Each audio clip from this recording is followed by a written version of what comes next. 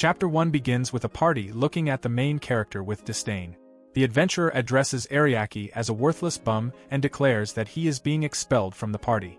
Ariake internally repeats the idea of being kicked out, wondering if the hatchlings are finally ready to leave his nest. The main character is Mihama Ariake, 18 years old, an adventurer serving in the Granheim Kingdom, although becoming one was never his choice, but rather something forced on him. Ariake stands and asks if this is what they want, stating that he will gladly leave. The man erupts angrily, questioning who Ariake thinks he is and reminding him that he is being expelled from the appointed hero Vivia's party. Ariake narrows his eyes and reflects on Haranoa Vivia, a man recognized by the holy sword Langris and considered the strongest hope for defeating the Demon King. Vivia demands Ariake's attention, but Ariake continues to ignore him, thinking about how Vivia possesses the skill Paladin, the very embodiment of a hero. A female adventurer tells Ariake to stop disrespecting Vivia, and another male adventurer supports her words. Ariake continues his internal thoughts as the woman adds that they only allowed him into their group because he came from the same village. The woman is Delia, a brawler who fights by strengthening her body with magic. Her skill-blessed fist is an unblockable technique. The man adds that the hero's decision is final. This man is Elga, known as the Shield of the Kingdom due to his immeasurable stamina and immense magic resistance granted by the skill giant's protection. Another woman dismisses Ariake entirely, calling him useless. This is Palala, a mage whose magical power is said to surpass that of a legion of demon kings, making her humanity's trump card. She possesses the skill arch-wizard. Vivia agrees loudly, taunting Ariake and calling out his arrogance. Even when Vivia threatens that Ariake will have to beg for forgiveness, he becomes more irritated when he realizes Ariake has once again stopped listening to him. Vivia raises his voice in anger, demanding attention. A voice speaks from behind them, stating that the time has come and that she has long awaited this moment, attributing it to God's will. Ariake turns toward the voice and recognizes Alicia, the great Saintess. In this world where recovery magic has faded into obscurity, she stands as a legend who has mastered revive. Her name and divine beauty extend far beyond the kingdom's borders. Vivia laughs and mocks Ariake by pointing out Alicia's supposed frustration with him. Ariake glares at Vivia and thinks to himself that not many people could claim that even the great Saintess would wait to witness their banishment. Alicia avoids Ariake's eyes the moment she sees his gaze, leading Ariake to conclude that she truly despises him. He wonders what could have caused her to feel this way, especially given how long they have known each other. Ariake recalls their childhood, when Alicia used to follow him around silently, too shy to speak even a single word to him. Everything has changed since then. This group used to be made up of his friends from their shared hometown of Littend. Their long history together was one of the reasons Ariake continued to accompany them on their journey. Yet now they all seem to hate him. There had been another reason he traveled with them as well. Ariake asks why he is being expelled. Vivia responds by saying that Ariake truly does not understand, that it is because he lacks a unique skill. Without any combat abilities to his name, and armed only with basic support skills like Search and Detoxify, skills that anyone can learn, he is deemed inadequate. Delia remarks that he stays in the back, because he is unable to fight. Elga adds that Ariake's weakness makes him a liability in battle. Palala criticizes him further, complaining about his strange and annoying behavior, such as his constant concerns about traps that slowed the party down. Ariake acknowledges that their claim about him lacking skills is not entirely incorrect, but he begins to respond by offering advice before he leaves. As he starts to speak about his skill, Alicia abruptly cuts him off, commanding him to leave immediately and asserting that he contributes nothing to the party. Faced with Alicia's glare, Ariake concedes, accepting her judgment. He reflects on the overwhelming presence of a Saintess. The party bursts into laughter at Ariake. Vivia emphasizes that even the great Saintess wants him gone and orders him to leave immediately, calling him an eyesore. Ariake agrees to leave, but before doing so, he pats Vivia on the shoulder and informs him about his bottle of athlete's foot medication breaking, saying he transferred it into a blue container and warning him not to confuse it with anything else. Behind Vivia, Delia reacts with confusion at the mention of athlete's foot, while Palala expresses disgust. Vivia turns to them and realizes the implication, shouting in frustration. He declares that he will not forget this act and turns back toward Ariake, only to find him already gone. Enraged, he curses Ariake for disappearing so quickly. Thus, Ariake sets off alone. As a child, he once dreamed of God asking him to support his childhood friend's party until the proper time arrived. The sense of duty tied to that divine burden is what compelled him to join their party in the first place. Several hours later, Ariake continues walking through the forest. He reflects on how long he has been moving without finding the exit. After leaving the party, Ariake decided to travel to the town of Alti, a small town he had visited before, known for its kind residents. He thinks he could enjoy a peaceful life there now that he is free from his former responsibilities. The journey will take more than a month, and even something as simple as item management feels different when done alone. Ariake wonders whether his former companions will truly be all right. He had constantly lectured them about preparation and inventory management, yet they remained hopelessly disorganized. He questions whether they can even read maps properly, though he reassures himself that map reading is a fundamental skill they should at least be able to manage. Spotting the forest's edge, Ariake shields his eyes from the sunlight as he steps out among the trees. Taking in the view, he tells himself that there is no longer any point in worrying about them. As he watches birds fly across the sky, he considers the possibility that traveling alone might not be so bad after all. Ariake recalls the dream he had as a child. It had always been a burden, a curse. In that dream, he heard a voice calling his name and demanding his attention. The voice instructed him to support his friends until the proper time arrived. The young Ariake questioned the identity of the speaker, only for the voice to proclaim itself as God and warn him to watch his language. Ariake was told he must understand. He had to protect Vivia and the others until the destined moment came. The young boy protested, saying he did not want to. In response, the entity stated that if he refused, his friends would certainly die young, lamenting how unfortunate that would be. In this way, God took advantage of Ariake's inherently kind nature. Returning to the present, Ariake admits to himself that if he managed to save their lives, he has no grounds to complain. The worst part was the foolish skill God granted him, backup. He reflects on its capabilities: enhancing equipment, manipulating temporal speed, accelerating recovery, guiding through dungeons. His powerful unique skill can achieve all this and more. It is a hidden force that operates entirely from the shadows. Normally, unique skills appear clearly when analyzed, but whenever Ariake is examined with analyze or similar abilities, only an extensive list of diverse skills is displayed. To an untrained observer, he merely appears to be a jack of all trades. Because of this, he conceals his true power and uses conceal to hide the presence of his highest level abilities. Though it is an extraordinary skill, no one ever notices it.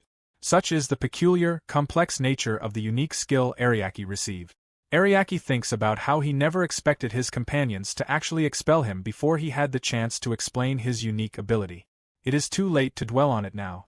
In his mind, Ariake imagines that his friends have finally left the nest. Even if they resent him, he has always watched over them like a guardian. Suddenly, he realizes something and concludes that he must have been too overbearing. They expelling him means they are going through a rebellious phase.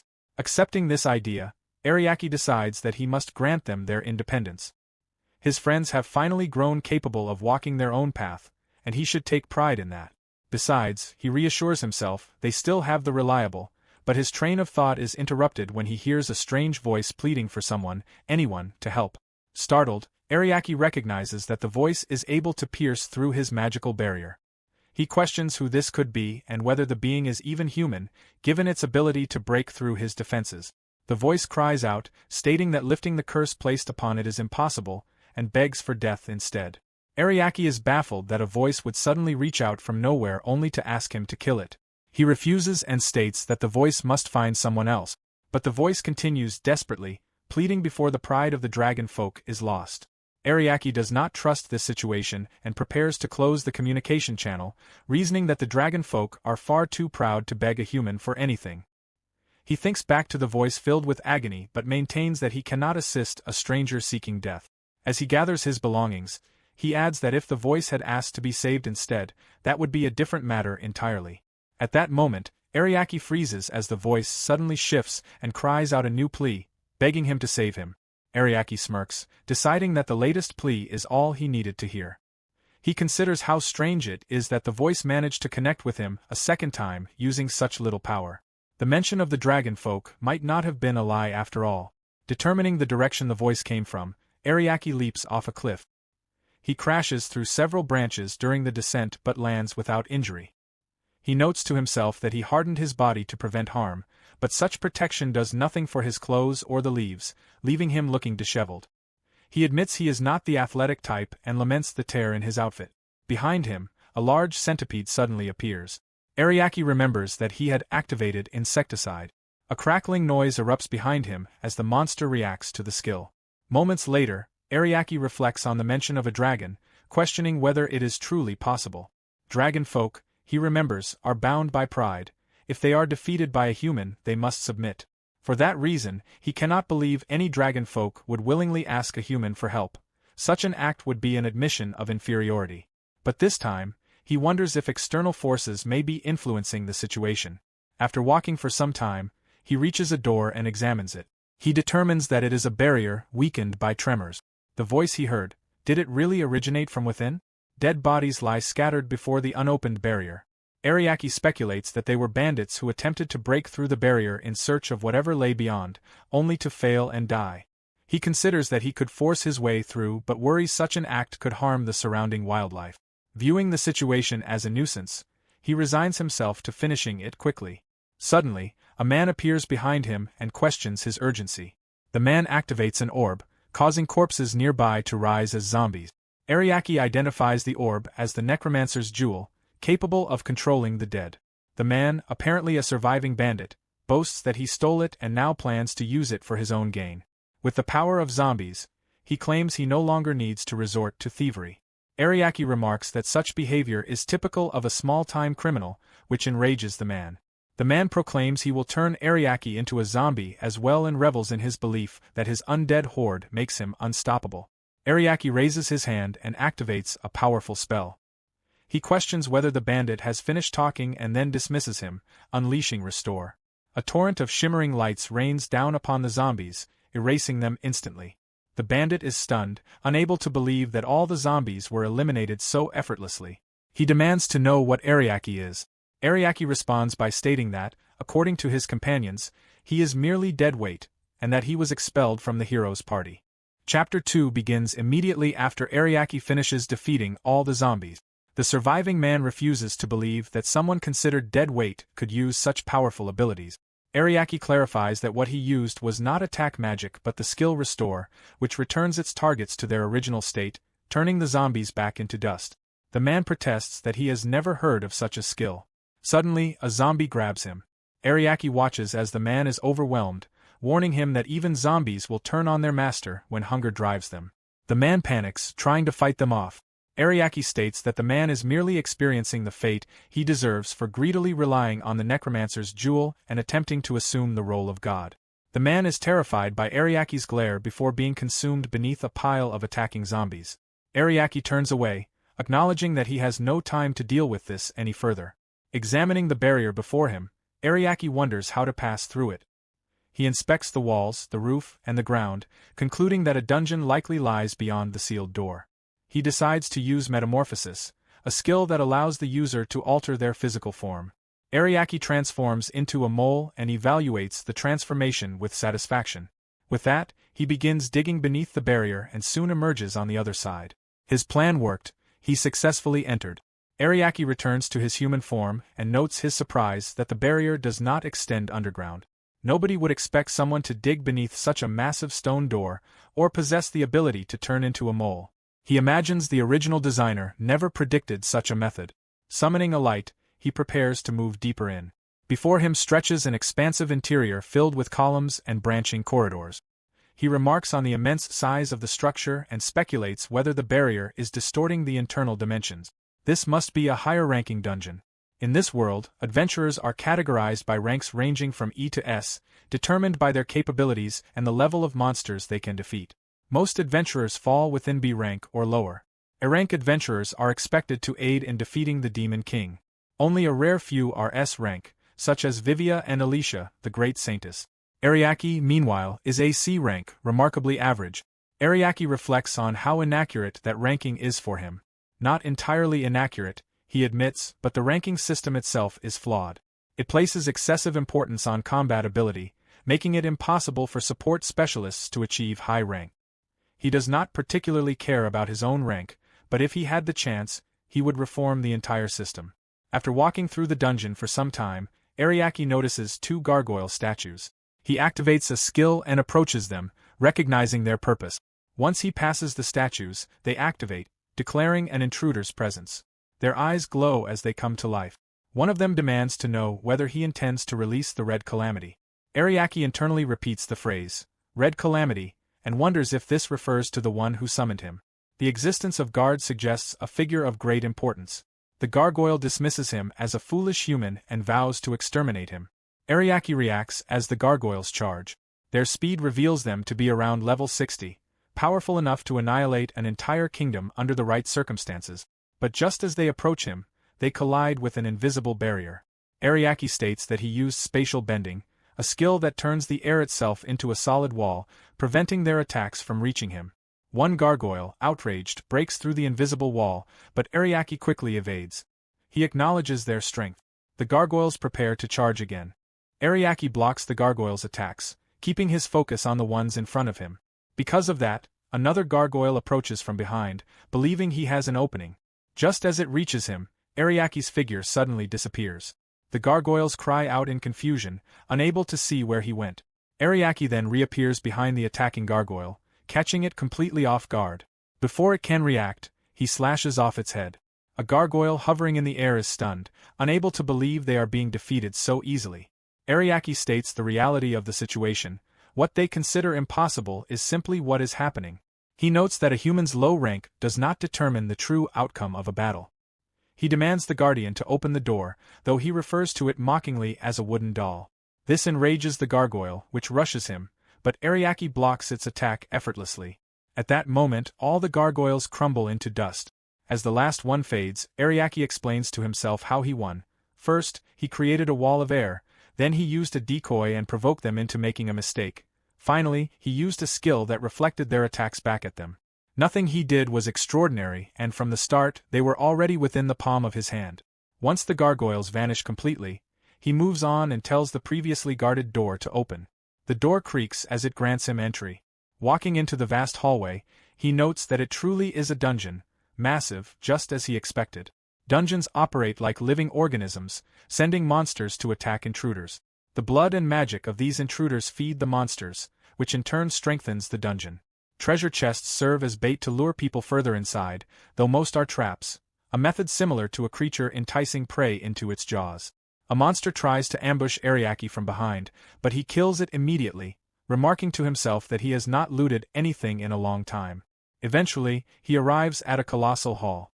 As he steps deeper inside, he feels heavy thumping reverberate throughout the room. He understands what it means. There is enough space here for a major battle. A great golem emerges, appearing to be around level 80, a creature that would normally require at least an A-rank adventurer to defeat. The golem smashes its massive palm toward him, but Ariake dodges easily. Despite its enormous size, he acknowledges its surprising speed and decides he should not confront it head-on. Suddenly, he senses more tremors. 3 additional great golems appear behind him. The situation clearly calls for someone of S-rank ability, yet Ariake simply observes it as excessive. One of the golems attacks, but Ariake evades it without difficulty. For him, adventurer ranks hold no meaning at all. Ariake recalls Vivia's harsh words, calling him nothing more than a weak C-rank adventurer. Vivia had compared him to their group, S-ranks whose abilities and very existence seemed superior, insisting that Ariake's rank and even his humanity could not compare. When Ariake questioned what humanity had to do with any of this, Vivia had snapped at him not to talk back. Delia had agreed, noting that even they, as A-ranks, were on a completely different level from him. When Ariake asked how strong they believed he actually was, Vivia had laughed and said he was no different from any average villager. Palala had found it funny as well, agreeing wholeheartedly. Vivia had gone on to tell him that if he ever faced what they fought against, he would probably faint, creatures like a great golem. Delia had added that the tremors alone from such monsters would freeze him in place. In the present, Ariake moves effortlessly through the air, dodging the massive strikes of the golems. He counts his maneuvers one by one, landing on the first golem, then the second. He admits inwardly that Vivia had at least been right about the tremors. He needs to land carefully. In a strange way, their comments end up helping him. He lands on the final golem as he counts 3 and marks each one with a strike. He calls them weaklings and dismisses them, and immediately all 3 great golems explode at once. Ariake lands and reflects that he always knew the ranking system was broken. After all, a C-rank like him just defeated multiple great golems. A key bounces off his head. He picks it up and walks toward the door, thinking that the Red Calamity who requested death must be inside. He turns the key and the door opens. When he enters, an old man is waiting, clapping for him. The old man commends him for making it this far, bragging that no one has reached this place in over 1,000 years, praising Ariake's skill and requesting his name. Ariake simply stares and asks who the man even is. The old man is offended and declares himself a high priest, beginning to introduce himself, but Ariake cuts him off. He states that he has no interest in hearing his identity and wants the person who requested aid to come out. The high priest pauses, realizing Ariake was summoned here by someone. He considers the possibility that someone inside managed to contact the outside, theorizing that the barrier may have weakened over time. The high priest then resumes his theatrics, declaring that the dungeon is not yet complete. He insists that Ariake must be exhausted after everything he faced and claims Ariake must be at death's door. Ariake states otherwise, saying he barely took any damage. The high priest calls that impossible and demands to know how he survived the golems. He cannot believe Ariake defeated them without injury. Ariake tells him that the golems were troublesome, powerful and unexpectedly fast, and that it would have been difficult to deal with them normally. The high priest acknowledges this. Ariake then reveals he defeated all of them in a single move. The high priest denies the possibility, saying no matter how strong he claims to be, such a feat is impossible. Ariake explains that it had nothing to do with strength. He did not rely on direct attacks. He used magnification. The priest knows that golems are delicate constructs, powered by intricate magical nervous systems that require extraordinary precision to control the flow of magic within them. The high priest affirms this knowledge proudly. Ariake continues, saying that this is precisely their weakness. If magic is forcibly pushed into them from the outside, their delicate systems overload and they explode. The high priest rejects the idea as impossible, insisting that a small amount of magic would never affect a golem and that an enormous amount of magical power would be required. Even if all the kingdom's mages combined their strength, it still would not be enough, yet Ariake destroyed 3. Ariake confirms this is why he stands unharmed. The high priest begins laughing, refusing to believe him and declaring that he cannot be tricked. Still, he admits Ariake is strong and states that he will use him as a sacrifice in his quest for godhood. Ariake questions the claim. The high priest proudly declares his ambition, to become an immortal god and rule over all things. He attempts to recount ancient events involving the evil god Arkmatter, but Ariake slips past him, searching the room, and asks where the one who summoned him is located. The high priest yells at him not to ignore him but resigns himself and says he will reward Ariake for making it this far. He activates a mechanism above them and claims he has been hiding nothing. To achieve godhood, he requires a magic reservoir, which is essential to the ritual, and he intends to show it. Ariake looks up, eyes widening. Suspended above him, encased in crystal, is a girl. The high priest announces that she is the daughter of the Jespent dragon. Chapter 3 opens with Ariake quietly taking in the sight of the girl sealed inside the crystal. He identifies her as a Jespent dragon girl, yet finds it hard to believe. The high priest bursts into triumphant laughter, reveling in Ariake's shock. He boasts about his plan to use the dragon folk girl to achieve godhood, calling himself a genius and demanding admiration, only to recoil in irritation when he notices the look of disgust in Ariake's eyes. Ariake condemns him for imprisoning her for so long, declaring that what he has done is unforgivable regardless of her race. He mocks the priest's claim to genius and dismisses him as nothing more than a worthless criminal. The high priest, enraged, demands to know how Ariake dares call him a criminal over what he considers an insignificant dragon girl. Ariake counters that her identity does not matter. Locking away any girl like this is simply wrong. He remarks that perhaps this idea is too difficult for someone like the priest to understand, which only fuels the priest's fury. The high priest lashes out with magic, declaring his intent to kill Ariake. Ariake activates his shield and lets the incoming attack strike him head-on. The high priest laughs wildly, confident that his magic surpasses anything Ariake can defend against, until he suddenly feels a sharp sting across his cheek. As he cries out in pain, Ariake appears before him, disappointed. He had expected the priest to have grown stronger by using the girl's power, and is underwhelmed. The priest screams in disbelief, unable to understand why Ariake is unharmed, and accuses him of continuing to insult him. In desperation, he pulls the crystal-encased girl toward himself, threatening her safety and declaring that if Ariake resists, she will suffer. Ariake points out that killing her would undermine the priest's own plans, but the priest insists he would keep her alive, though he openly speculates about the consequences of absorbing all her magic, casually mentioning that her limbs might rot away. Ariake labels him a monster.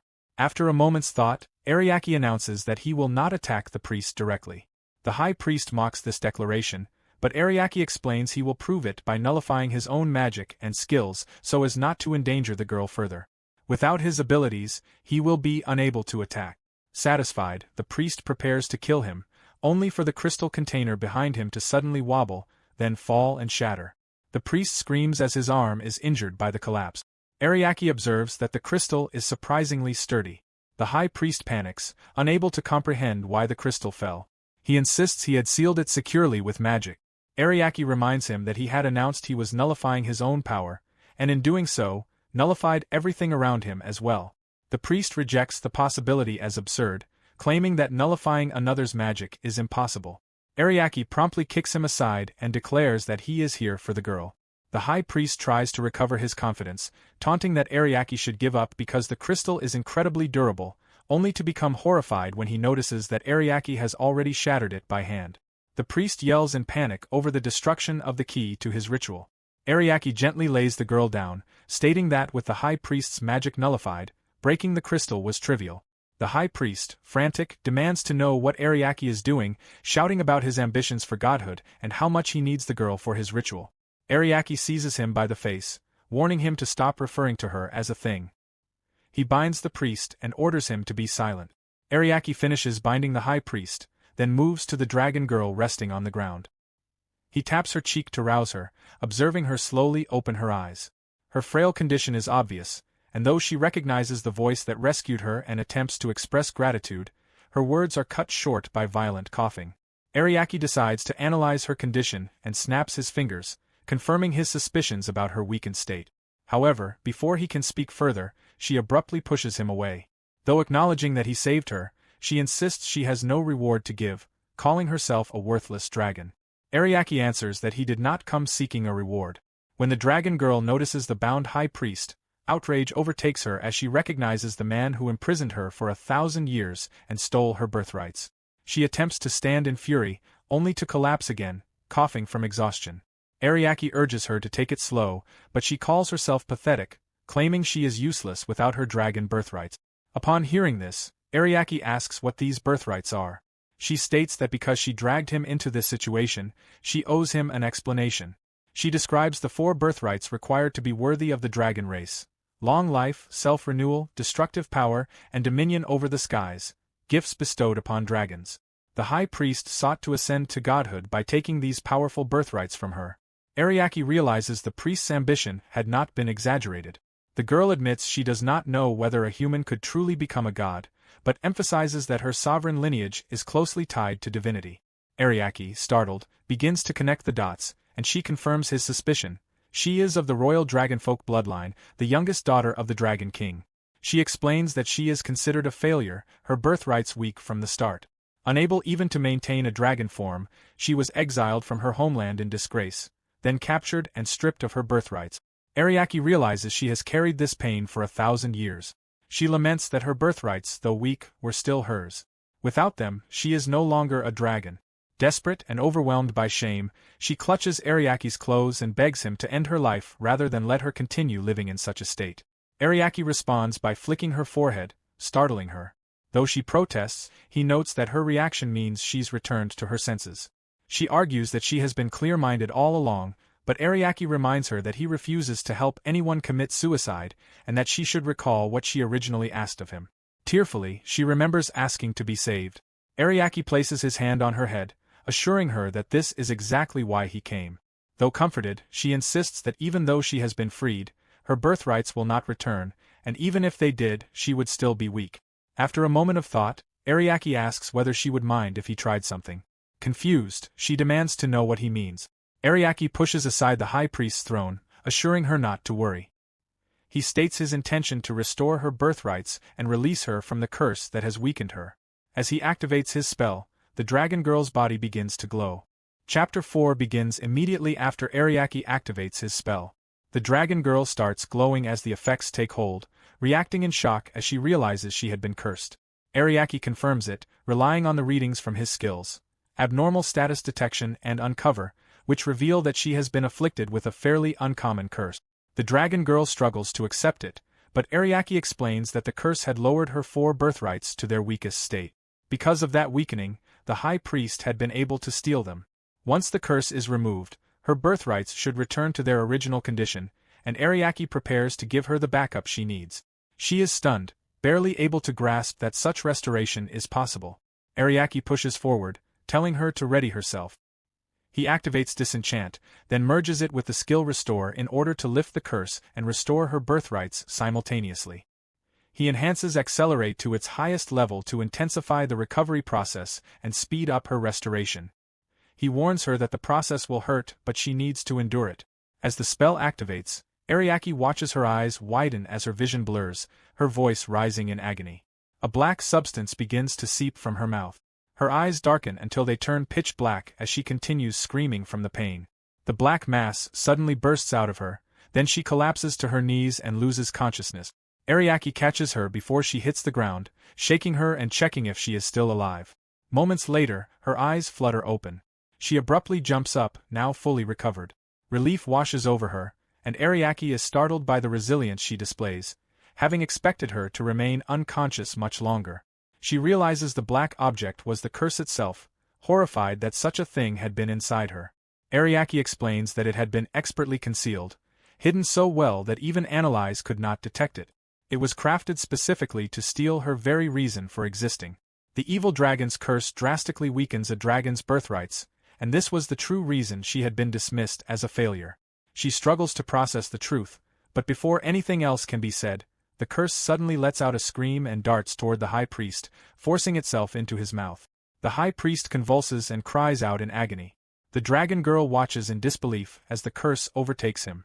Ariake remarks that the curse is simply completing the cycle, though the one who created it ensured it could not return to its original target.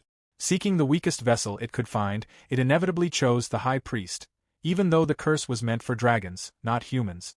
The dragon girl approaches the high priest's body slowly, sadness and anger in her expression, while Ariake notes that a human cannot survive such a curse.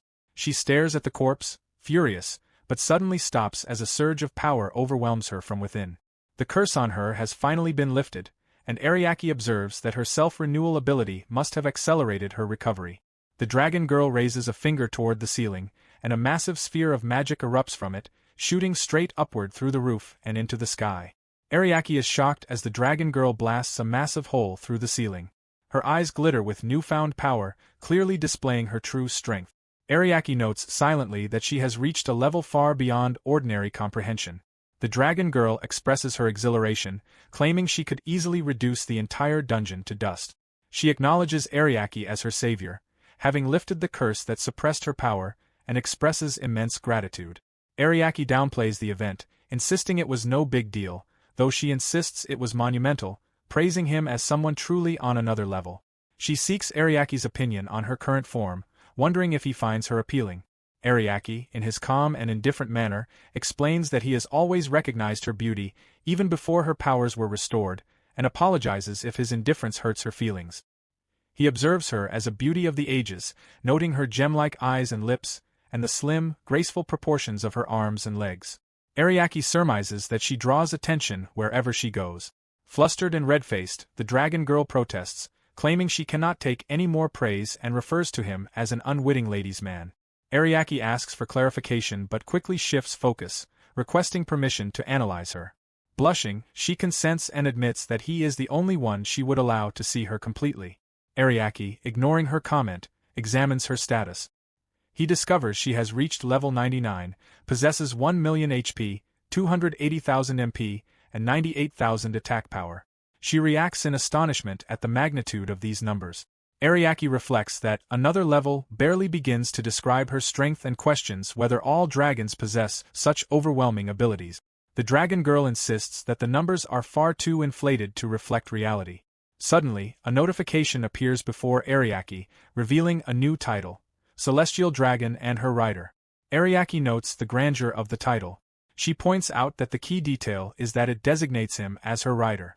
Ariake, puzzled, turns his attention to this new designation, realizing its significance. The dragon girl explains that the title is bestowed only upon those a proud dragon truly trusts. Such riders are known as dragon knights, and having one greatly empowers a dragon. Ariake reflects that this explains why she has become a celestial dragon. However, she clarifies that becoming a celestial dragon is not simple. Although she has holy roots as the Dragon King's daughter, it is likely his potential as her rider that triggered the transformation. Ariake realizes that by becoming her rider, he caused her ascension, recalling his conversation with God and gaining an understanding of the divine influence involved. The dragon girl then explains that they became dragon knights because they are kindred spirits, though she has yet to formally introduce herself. She reveals her name as Colette Duboises, the youngest daughter of the Jespant dragon leader. Ariake introduces himself, explaining that he recently left his party and has been traveling alone. Colette acknowledges his name and suggests that they discuss their plans as they travel. Ariake questions her assumption that she can simply accompany him. Colette insists that he is her knight and kindred spirit, and that he saved her from her plight, demanding that he take responsibility. Ariake tells her not to whimper like a lost puppy and suggests she should return home. Colette counters that she was banished and cannot simply go back. Ariake acknowledges this, noting that she now has her birthrights restored. Colette reflects that the evil dragon's curse likely originated from someone in her village who sought to remove her from the line of succession. Returning there would be too risky. Ariake expresses regret at forcing her to recall such painful memories, but Colette assures him that it is fine, as it led to their meeting. She asks to accompany him, and after some thought, Ariake agrees, stating that she may stay as long as she wishes and that, as her rider, it is natural for them to travel together. Colette beams with happiness, expressing her delight at being able to stay by his side. Ariake observes that traveling with such a beautiful dragon girl will make him stand out, causing Colette to squeal in delight and praise him. Ariake offers his hand to Colette, affirming that they will do their best together.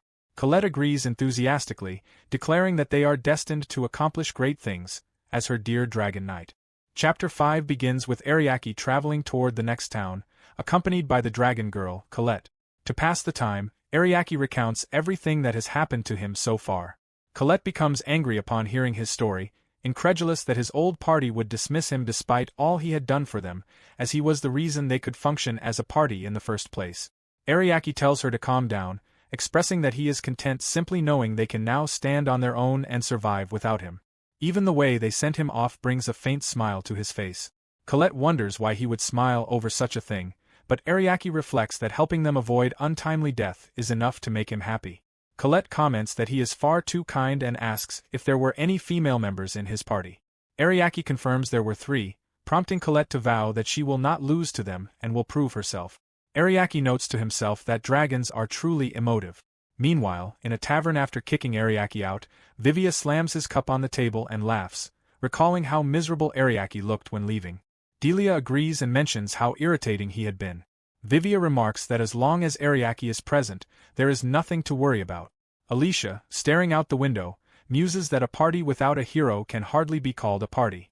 Vivia reassures her, while Delia suggests raiding the cursed grotto again now that they have lost a member, presumably Ariake.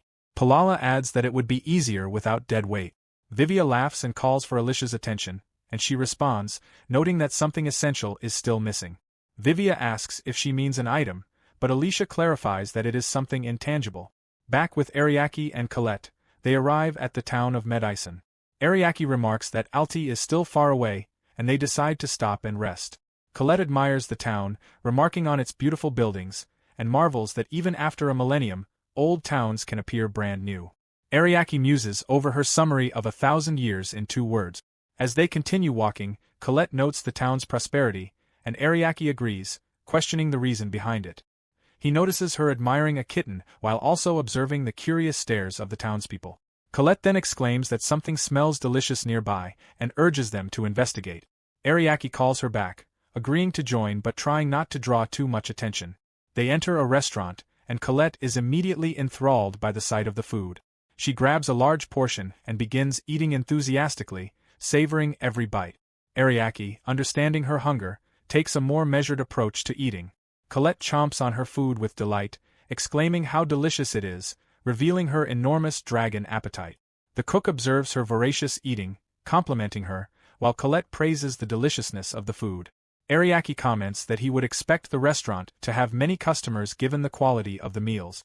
Ariake wonders why all the tables in the restaurant are empty. The cook explains that a devil's grove suddenly appeared near the town. Although the kingdom has dispatched knights, most shops have already closed due to the danger. He admits he is not sure how much longer they can continue operating and warns them to leave before things worsen. Ariake thanks him, while Colette asks what a devil's grove is. Ariake explains that it is essentially a monster nest created by the Demon King. Unlike normal dungeons, monsters can freely leave the grove and cause harm. Devil's Groves progress through 5 phases, with the 5th being catastrophic. If the boss at the end is not swiftly defeated, the grove will expand, and its monsters will grow stronger, which marks the beginning of true danger. Since the townspeople are still present, Ariake assumes the grove is likely only in its first phase. Normally, a hero would be dispatched before things escalate. Still, because it may affect their journey, he wants to investigate further and decides they should visit the Adventurers Guild. Colette becomes excited at the idea, but Ariake reminds her the visit is not for entertainment. After eating, they make their way to the Adventurers Guild. As soon as they enter, they are met with the tense stares of several adventurers. Colette comments on the atmosphere, and Ariake remarks that it is due to the Devil's Grove. They approach the guild staff, and Ariake asks the receptionist a question. The receptionist requests his name, and he identifies himself as Mihama Ariake, a C-rank adventurer, seeking information about the Devil's Grove. The receptionist suddenly reacts in shock upon hearing his name. Adventurers nearby begin murmuring, recognizing him as the man expelled from the hero's party. Colette becomes confused by the sudden commotion. The receptionist hurriedly instructs them to wait and mentions a royal decree, requesting that he not attempt to run away before rushing off. Ariake is surprised to hear of such a decree, while Colette excitedly notes his fame. They overhear someone expressing disbelief about contacting authorities at such a moment. Moments later, a man arrives and inspects him, confirming that he is indeed Ariake. The man identifies himself as Ashim, the guild master, and states that the king has issued a decree regarding Ariake. As a result, Ariake's adventurer license is revoked. Ariake is stunned. Adventurers behind them whisper that he must have committed something severe. Colette growls in anger over how Ariake is being treated. Ariake remarks that he expected his rank might be lowered, but having his license revoked is unexpected. Laughing lightly, he comments that he can no longer take requests or purchase guild resources, pretending to lament the situation. Colette shouts in frustration, unable to believe he sounds pleased. Ariake admits the outcome is far beyond what he expected but shrugs, saying he only joined the guild because he had to. Ashim is taken aback by his attitude. Ariake shifts the topic to the nearby Devil's Grove, noting they will need every bit of help available. He asks why they would revoke his license now. Ashim responds coldly that they have no need for assistance from a rejected outcast of the hero's party. The royal knights have already been dispatched and are more than capable of handling the situation. The surrounding adventurers laugh, mocking Ariake and accusing him of trying to regain his license. Some shout that he is pitiful and a reject, Colette offering to incinerate the other adventurers, while Ariake rejects the idea, knowing it would only bring him more trouble. As he considers the situation, he wonders why the royal knights were sent instead of the hero's party. The hero's party should have been closer to this town than the knights from the capital. Something must have happened. His thoughts are interrupted when Ashim declares that they have no need for Ariake, insisting that once the knights defeat the dungeon boss, the adventurers will clear out the remains. The surrounding adventurers encourage this sentiment, mocking Ariake and telling him to head home. Colette reacts with hostility, but Ariake, sighing, instructs her to leave as they heard what the adventurers said. Colette protests, but before anything more can be said, the doors burst open. A knight, drenched in blood, staggers inside, leaving bloody handprints on the door before collapsing to their knees. The adventurers watch in shock as the knight, struggling to breathe and speak, announces the devastating news.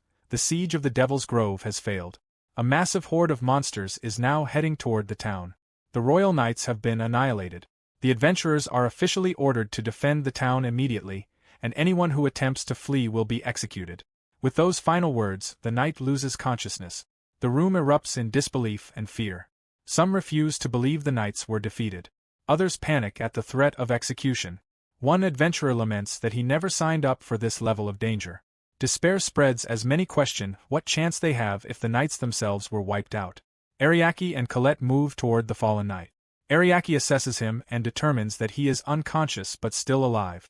It appears the monsters pursued the few surviving knights, driving them toward the town. The adventurers fall deeper into panic. Colette asks whether Ariake could easily defeat the monsters, but Ariake prefers to avoid drawing too much attention. Even so, the situation has clearly exceeded his expectations. Suddenly, Asham slams his fist onto a table, furious at the chaos. He berates the adventurers for losing their composure, calling their panic disgraceful for those bearing the title of adventurer. He reminds them that fear will not save them, and that inaction will only lead to death.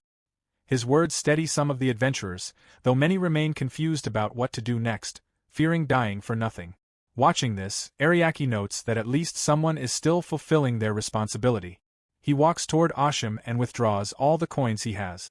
Asham demands to know what he's doing, but Ariake places the pouch on the table and tells him to leave this task to him. Chapter 6 begins the moment after Ariake makes his declaration. Asham reacts with disbelief, questioning how Ariake expects to handle an approaching monster horde by himself. Ariake brushes aside the panic, and instead asks what the official reward is for dealing with the monster cleanup. Asham, irritated, snaps that this is not the time to worry about such things and explains that the reward is only a single gold coin, far too little to risk one's life for. Ariake agrees, prompting Colette to ask what he is trying to do. Ariake climbs onto a desk and points out that no one would risk their necks for such a meager reward. Ignoring Asham's frustrated questions, he surveys the room, counting the number of adventurers present and concluding that there are enough for what he has in mind. The adventurers murmur among themselves, confused and skeptical about what he is doing. Ariake then lifts his pouch, heavy with coins, and tips it over.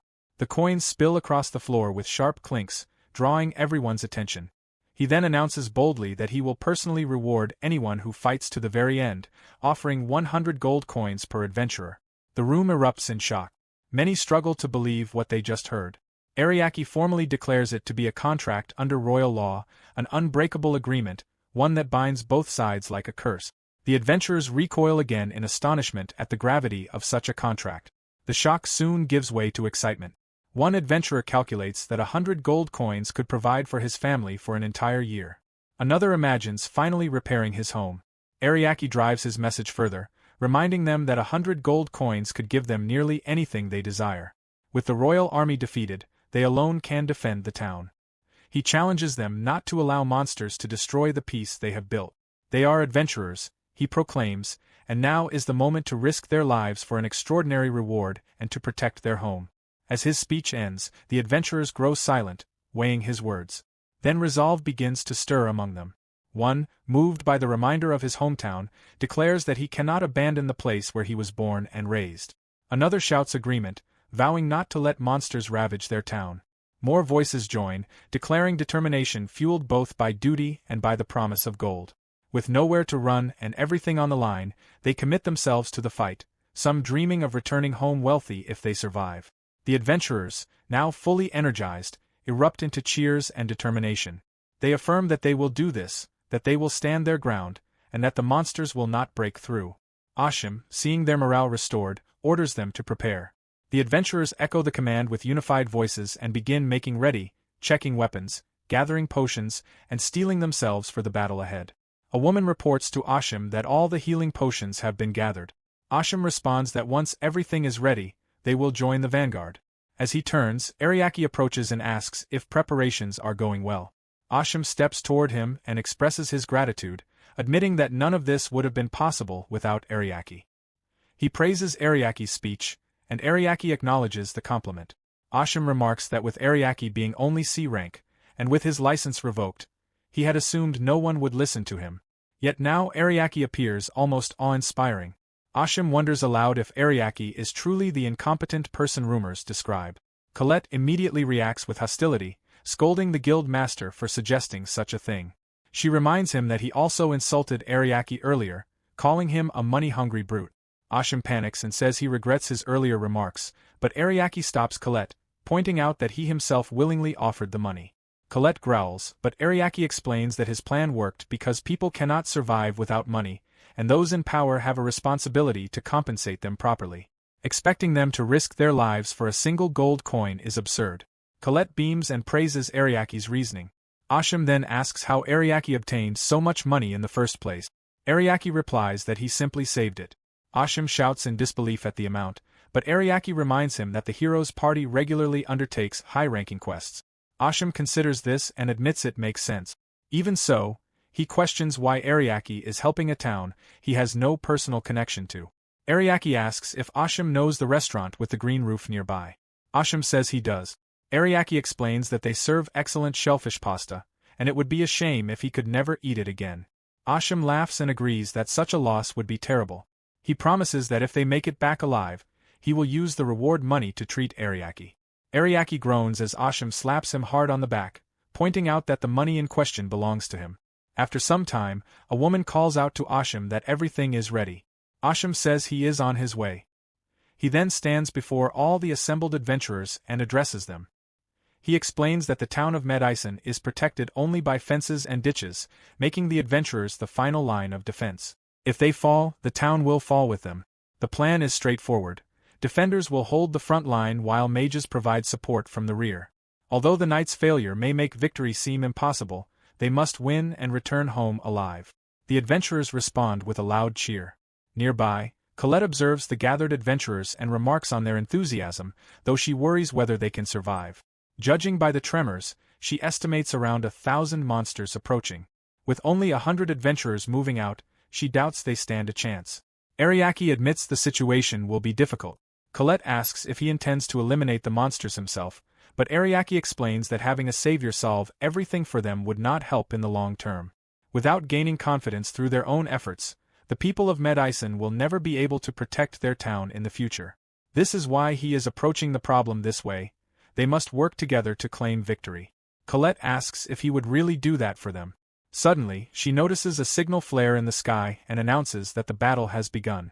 Ariake says it is time for them to go. Colette hesitates, but Ariake clarifies that although the people of Miemai-chan must win through their own strength, he still intends to support them. Helping to that extent should be acceptable. Out in the open fields, 4 kilometers north of Miemai-chan, the adventurers are already engaged in combat against the monsters. On the battlefield, Asham calls out orders, urging his fighters to push forward and attack the center where the enemy numbers are thinner. Amid the chaos, a goblin leaps toward an injured adventurer, but Asham swiftly moves in and kills it, earning the injured man's gratitude. Asham orders the adventurers with less than a third of their health remaining to retreat, and demands that the support units hurry and cast strengthening magic on the attackers. Another explosion erupts in the distance, and he questions whether the Neagle brothers are positioned in that direction, wondering what they are doing. At the Neagle brothers' location, the man with the mohawk slams his fist into the ground, sending a shockwave that blasts several monsters backward. His long-haired brother cuts down enemies one after another as more monsters surge in from all sides. Surrounded, the mohawked man curses the relentless advance, while the long-haired brother warns him that one of their healers has run out of mana again. The mohawked fighter reacts with frustration. A monster suddenly slashes across the mohawked man's shoulder, causing his brother to shout out in alarm. The wounded man urges his brother to stay focused, reminding him that the enemies are still coming. The long-haired brother blocks another monster's strike, trying to protect them both.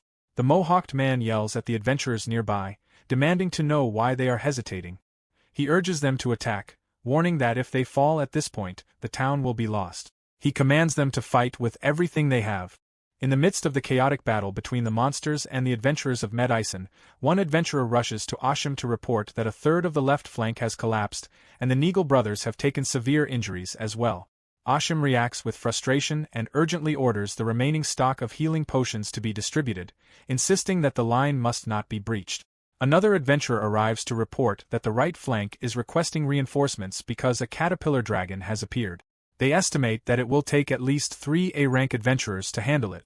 Asham shouts back in anger, asking whether they truly believe he has spare manpower to send. He orders the right flank to handle the threat themselves, explaining that the center is barely holding and they, too, are being overwhelmed. Yet another adventurer calls for him, and Asham demands to know what the issue is this time. The adventurer points ahead in terror, struggling to speak. Asham looks toward the direction indicated, his eyes widening as an ogre king emerges. One of the adventurers cries out in horror, recognizing it as an S-rank monster. The ogre king inhales deeply. Asham instantly orders everyone to run, but the monster unleashes a roar that sends a wave of force across the battlefield, causing all the adventurers to collapse where they stand, paralyzed. Asham, struggling against the pressure, curses his immobile body and desperately calls for any healers or anyone still capable of movement. Monsters growl and laugh as they advance on the helpless defenders. One monster lunges toward an elf adventurer. She squeezes her eyes shut, bracing for death. But a spray of blood bursts outward, and the monster's head drops to the ground. Ariake has appeared, positioning himself between the elf and the threat. The elf stares at the cape fluttering behind him. Her eyes widen and she tries to speak, but Ariake, analyzing the battlefield, identifies the Ogre King's ability as Conquer, a skill that paralyzes ordinary adventurers. He checks whether the elf is injured. The elf manages to thank him and explains that, as an elf, her resistance allows her to, before Colette suddenly interjects, expressing relief that the elf is unharmed. Asham calls out to Ariake. Ariake turns toward him and casually remarks that Asham is holding up better than expected. Asham snaps back, demanding to know why Ariake is on the front lines at all, insisting that a C-rank adventurer like him will get himself killed. Ariake responds that this entire operation was his request, and because of that, he bears the responsibility of ensuring the mission succeeds. Chapter 7 opens with Ariake rallying the adventurers, urging them to continue fighting as the battle is far from over. He triggers his skill, enhancing the psychic resistance of everyone on their side. The adventurers immediately feel the effect, lightness spreading through their bodies and the numbness caused by the Ogre King's skill dissipating. Ariake confirms that this counters the Ogre King's ability, Conquer, and he calls for Colette. Colette bursts forward and leaps high into the air. Gathering her breath, she unleashes a massive fireball that plummets into the enemy ranks, annihilating the monsters instantly. She lands smoothly, drawing astonished reactions from the others, and Ariake remarks that her power remains formidable. Asham attempts to rise, recognizing that Colette's attack has bought them a momentary reprieve, but the overwhelming enemy force continues to advance. Ariake halts him and explains their tactical disadvantage. They lack defensive strength, and the monsters outnumber them 10-1. Winning under these conditions would require a miracle. Though Asham begins to protest, Ariake states that the real problem lies in the difference in numbers, and reveals his plan.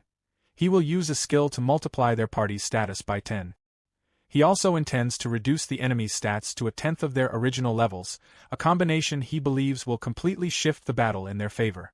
Asham cannot believe such a feat is possible or that any skill could affect an entire horde, but Ariake insists that it can be done and urges everyone to focus solely on victory. Steeling himself, Ariake silently activates his passive skill, Party-Wide Net, extending its effects to all adventurers within range. Asham reminds Ariake that there are 100 adventurers present, and Ariake acknowledges this as he begins with a skill that reduces incoming damage, ensuring their overall safety. Asham feels his skin harden, though he notes that this alone is far from a 10-fold improvement. Ariake responds by continuing the sequence of enhancements. He activates agility to increase everyone's speed, then boosts evasion, causing the adventurers to feel exceptionally light on their feet. Ariake proceeds with a 4th buff, a divine blessing that frequently nullifies incoming damage. The 5th buff heightens the chance of enemy attacks missing. Cheers rise from the adventurers as each new enhancement empowers them further, some marveling at their sudden strength and the advantage it grants them. But Ariake does not stop. He applies a 6th buff, damage ratio down, prompting shocked reactions from those watching. The 7th buff increases resistance to abnormal status effects, leading Asham to cry out in exasperation at how invulnerable Ariake seems intent on making them.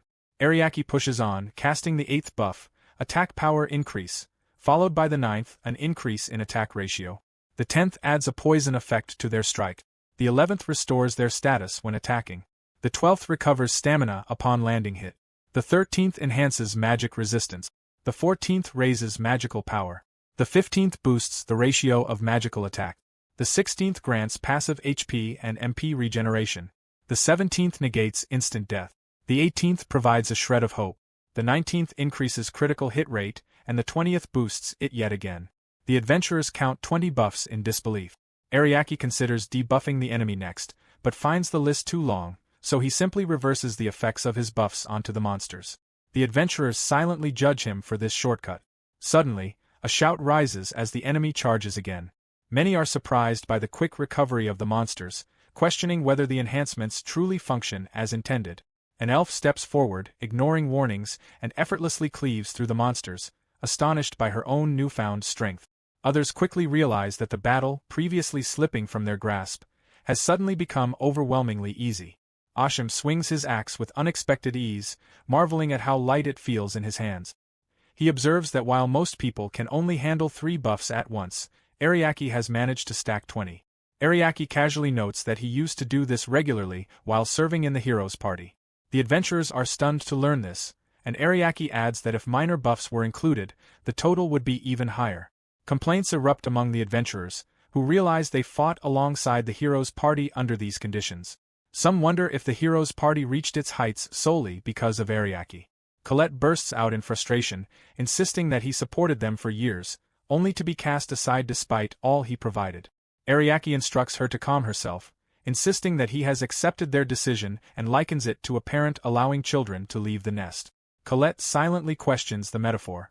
Ariake reflects inwardly, hoping the hero's party is doing well, though he worries they still had much to learn. Colette notices how strangely he behaves whenever the topic of his former companions arises, and apologizes for bringing them up. Their conversation is interrupted as Ashim yells that the monsters are still advancing. The adventurers rally, shouting their confidence as they surge forward with Ariake's overwhelming support. Ariake mutters that he needs to stop them from calling him Lord, while Colette laughs and asks what harm it does. Turning their attention to the battlefield, they note the Ogre King remaining motionless. Colette wonders if he is being cautious. Ariake suggests he may simply feel no need to act as long as his minions remain. Colette remarks on the Ogre King's confidence and points out that even with buffs, an ordinary person would find the creature formidable.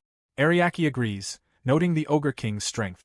Ariake finds the situation strange. Ogre Kings are not supposed to appear during the barren phase of a devil's grove. They usually emerge during the seedling or flowering phases, prompting him to question the circumstances. He notices the fierce expression on Colette's face as she stares at the Ogre King, thrilled by the prospect of battle. Recognizing her intentions, Ariake grants her permission to fight it.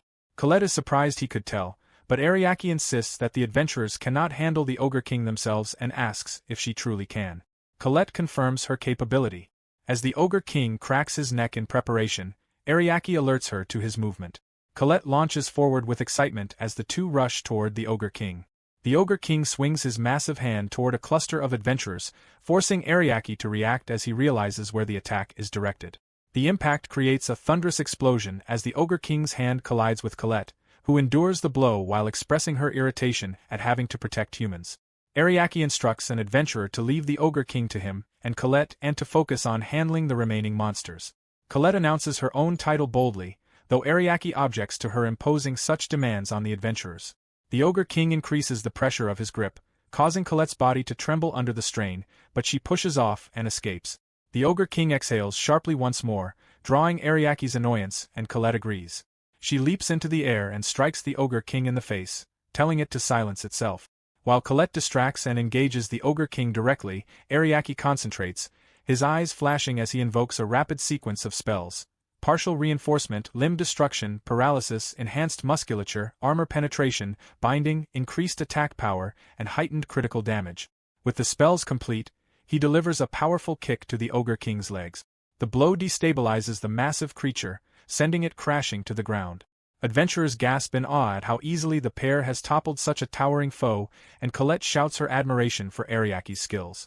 But the moment is cut short as the Ogre King suddenly seizes Colette and hurls her to the ground with brute force.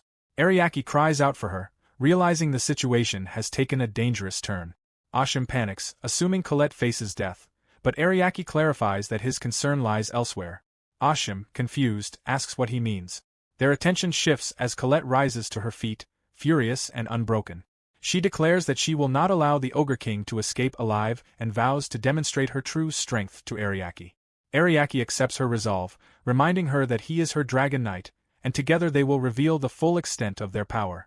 Chapter 8 opens with Ashim cutting down a monster, clearing out the remaining small enemies. An adventurer reports that both flanks have successfully cleared their sectors. Ashim orders the news relayed to the central forces, then turns toward Ariake to announce that their side is finished. All that remains is the Ogre King. Before he can say more, the Ogre King releases a powerful huff, followed by a thunderous roar that echoes across the battlefield. The adventurers brace as the familiar force rattles them, and Ashim curses as the disruptive effect washes over them again. Ariake and Colette stand firm. Colette dismisses the Ogre King's display as its only trick and urges that they bring the fight to an end. Ariake, however, remains cautious. Though Colette is undeniably strong, her curse was only recently lifted. While he is relieved she now bears the title of Celestial Dragon, he knows that does not guarantee her full power has awakened. He also worries about the potential dangers her abilities could pose to her own body. Ariake casts a full suite of buffs onto her: Ogre Exploit, increased attack power, Focus, Monster Exploit, enhanced critical rate, binding effects, and a mark for certain demise. Colette reacts in frustration at the sheer number of enchantments, questioning whether Ariake doubts her capabilities. Ariake admits that old habits linger, particularly his tendency to be excessively protective of her. Colette responds with a confident smirk, declaring that if this is how he expresses affection, then it only strengthens her resolve. Ariake shields his eyes as an overwhelming surge of power erupts from Colette. He senses something deep and resonant awakening within her, a force welling up from her core. Dragons with a rider are capable of drawing on the strength of their dragon knight, enabling them to reach their true potential. Ariake encourages Colette to use his power freely if she truly is a celestial dragon, activating the skill Final Gambit. A flash of blinding light bursts from Colette's body as she transforms, revealing her true form, the Jespant God Dragon. The watching adventurers freeze in shock, their eyes wide and their mouths falling open as Colette's massive dragon form looms before them. Inside Ariake's thoughts, he reflects on the nature of Final Gambit. Though the skill affects only the chosen target, it temporarily restores the being's innate abilities. He had anticipated that the skill would allow Colette to access her true powers without suffering adverse effects. Yet the reality of witnessing such a transformation is far more overwhelming than he imagined. For the first time, he beholds what it truly means to be a celestial dragon. Colette issues a thunderous roar, declaring judgment against the Ogre King by the combined authority of herself and her dragon knight, Mihama Ariake. A tornado forms in the sky above as Colette summons her power, calling forth her inferno, Final Fury. A concentrated beam of blazing light erupts from her mouth and shoots toward the Ogre King. Upon striking its target, the blast unleashes a massive shockwave of air and magic that sweeps across the battlefield. Adventurers, and even Ariake, shield their eyes as the blinding radiance surges outward. Colette's beam of light strikes the Ogre King directly. The adventurers stare in disbelief, realizing the Ogre King has been completely disintegrated. Ariake looks upward just as a final flash of light appears in the sky, signaling Colette's return to her human form. She begins to fall, but Ariake catches her before she hits the ground. He acknowledges her efforts, and Colette, exhilarated, revels in the overwhelming sensation of the power she unleashed. The adventurers watch them, awestruck, realizing they have just witnessed the way true heroes fight. Even Ashim, now seated on the ground from exhaustion, asks whether the battle is truly over. Ariake confirms that the boss has been defeated and that the Devil's Grove has officially been cleared. A flare suddenly erupts in the distant sky, a signal from the central forces indicating their success in eliminating the remaining monsters. The adventurers erupt in shock and celebration, calling it a miracle. Ariake disagrees, declaring that their victory was not born of miracle or fate. These monsters had once defeated the kingdom's knights, yet the adventurers courageously stood against them, fighting to protect their town. They risked their lives, faced overwhelming numbers, and triumphed. The victory belonged to everyone present. With that, Ariake leads them back home. When they return to the town of Miemai-chan, a villager announces the triumphant arrival of the heroes. The townspeople cheer and welcome the adventurers back. Ariake and Colette watch as Ashim reunites with his family, smiling at the heartwarming scene. A few days later, an adventurer reacts in shock upon learning that Ariake is already preparing to leave. Ariake explains that they have rested long enough. The adventurer insists they still owe him greatly.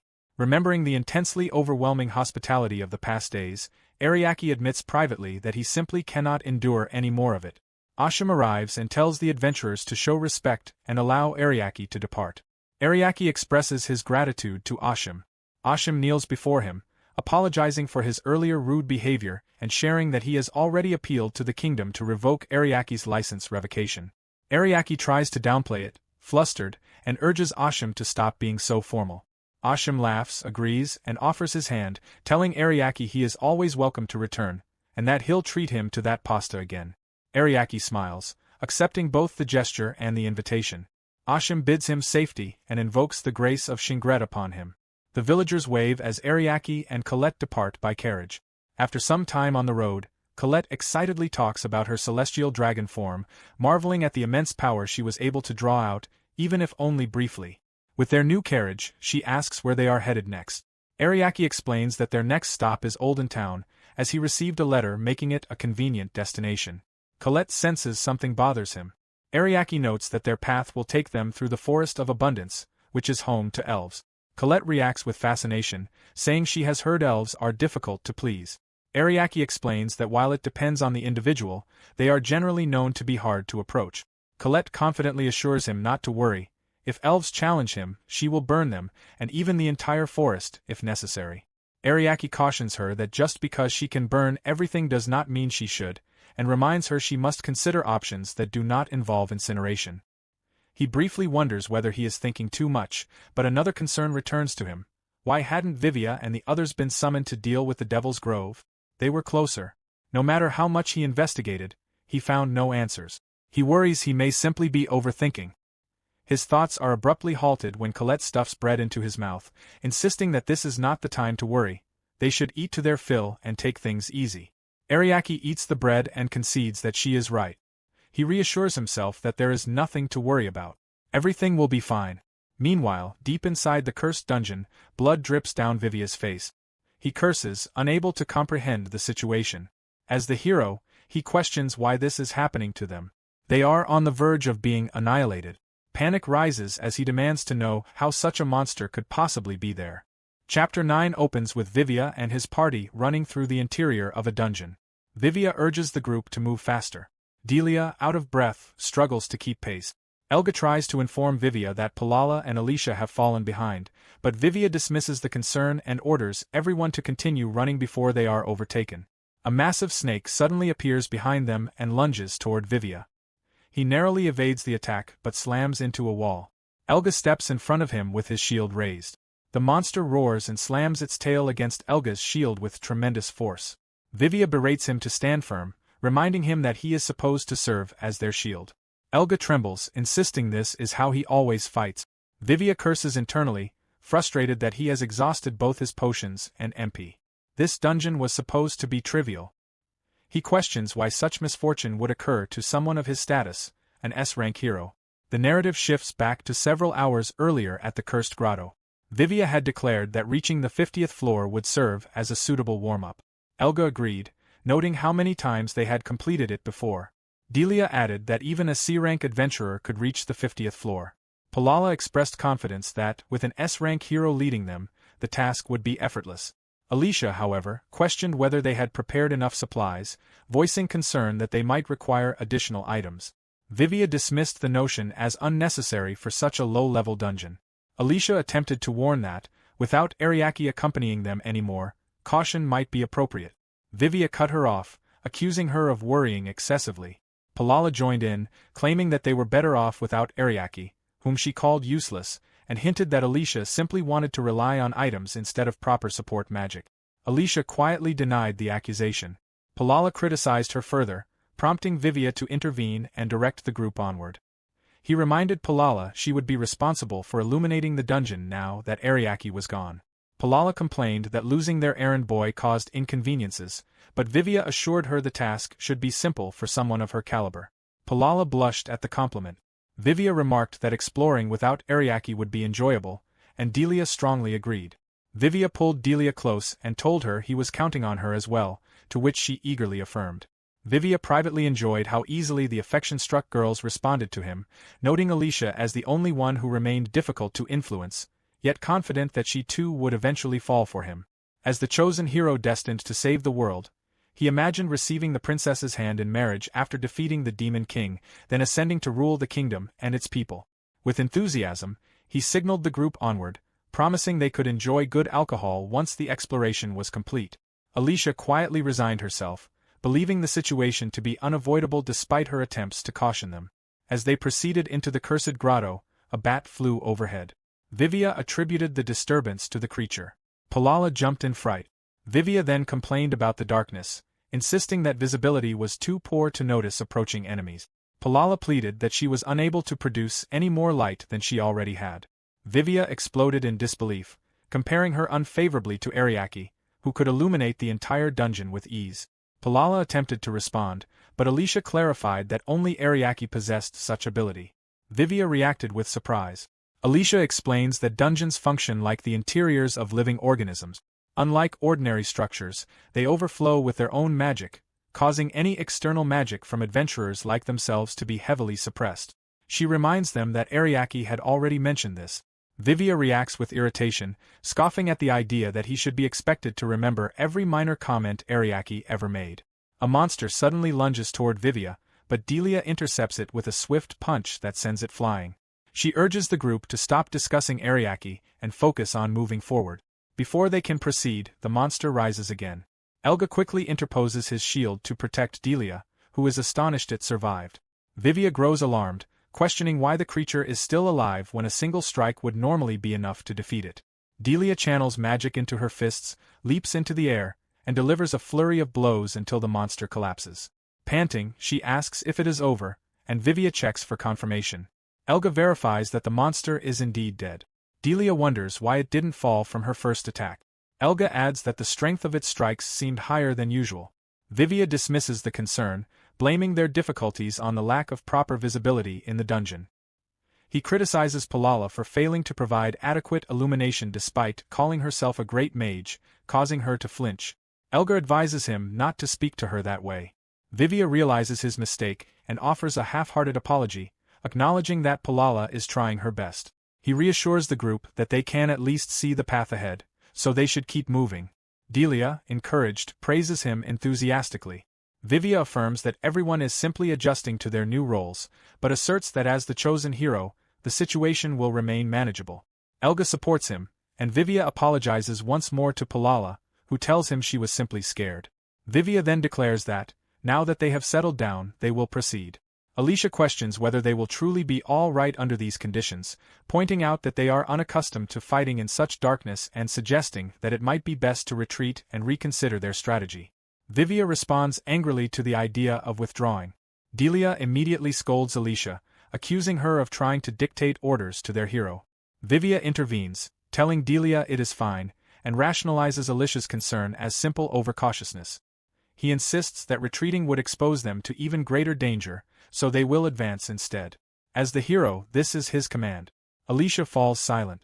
Delia and Palala praise Vivia, reinforcing his confidence. He scoffs and reminds them of his superiority before turning to Alicia to ensure she understands, only to realize she has already turned away. Irritated, he curses inwardly, resentful that she first attempted to challenge his decisions and now dares to ignore him. He suspects she is looking down on him. The thought of withdrawing from a C-rank dungeon infuriates him. Such an act would ruin not only his reputation among the public but also his standing with the kingdom. He convinces himself that the fault lies with Palala for their current predicament, claiming no responsibility. Delia and Elga, he believes, were too slow, forcing him to take charge. As he continues forward, he suddenly notices something unsettling and asks Delia if they have passed the same location before. The implication dawns on him: they may be lost. Vivia had questioned whether they were lost. Delia admitted that the darkness made it impossible for her to see their path. Vivia grew frustrated, demanding to know how they could have gotten lost even with a map, especially after having traversed this dungeon numerous times in the past. Ariake had been able to guide them flawlessly on their very first visit. Alicia explained that Ariake had simply been exceptional. He navigated by constantly correcting an incomplete map. But even with a fully completed one, they were essentially stumbling blindly in such darkness. She reminded them that they needed to proceed with greater caution. Alicia then pointed out a marking on the wall, one Ariake had left for them previously. According to that mark, there should be a stairwell descending to the next floor just around the corner. Vivia scoffed at the reminder and yelled that she should have mentioned this earlier. He insisted they move on immediately. Alicia questioned whether they were truly prepared. This was only the 25th floor, merely halfway to their intended destination, and they were already having difficulty because of the darkness. Ariake would have advised a retreat. She asked if continuing to push the party forward in their condition was a wise choice. Vivia angrily retorted that they had already come this far, so why was she raising objections now? Alicia responded that she simply wished to be cautious, since enemies would only become stronger as they descended. Vivia dismissed her concerns, insisting it was merely a matter of adjusting to their new team composition. Yet she continued to bring up Ariake, which irritated him even more. He insisted they hurry to the next floor.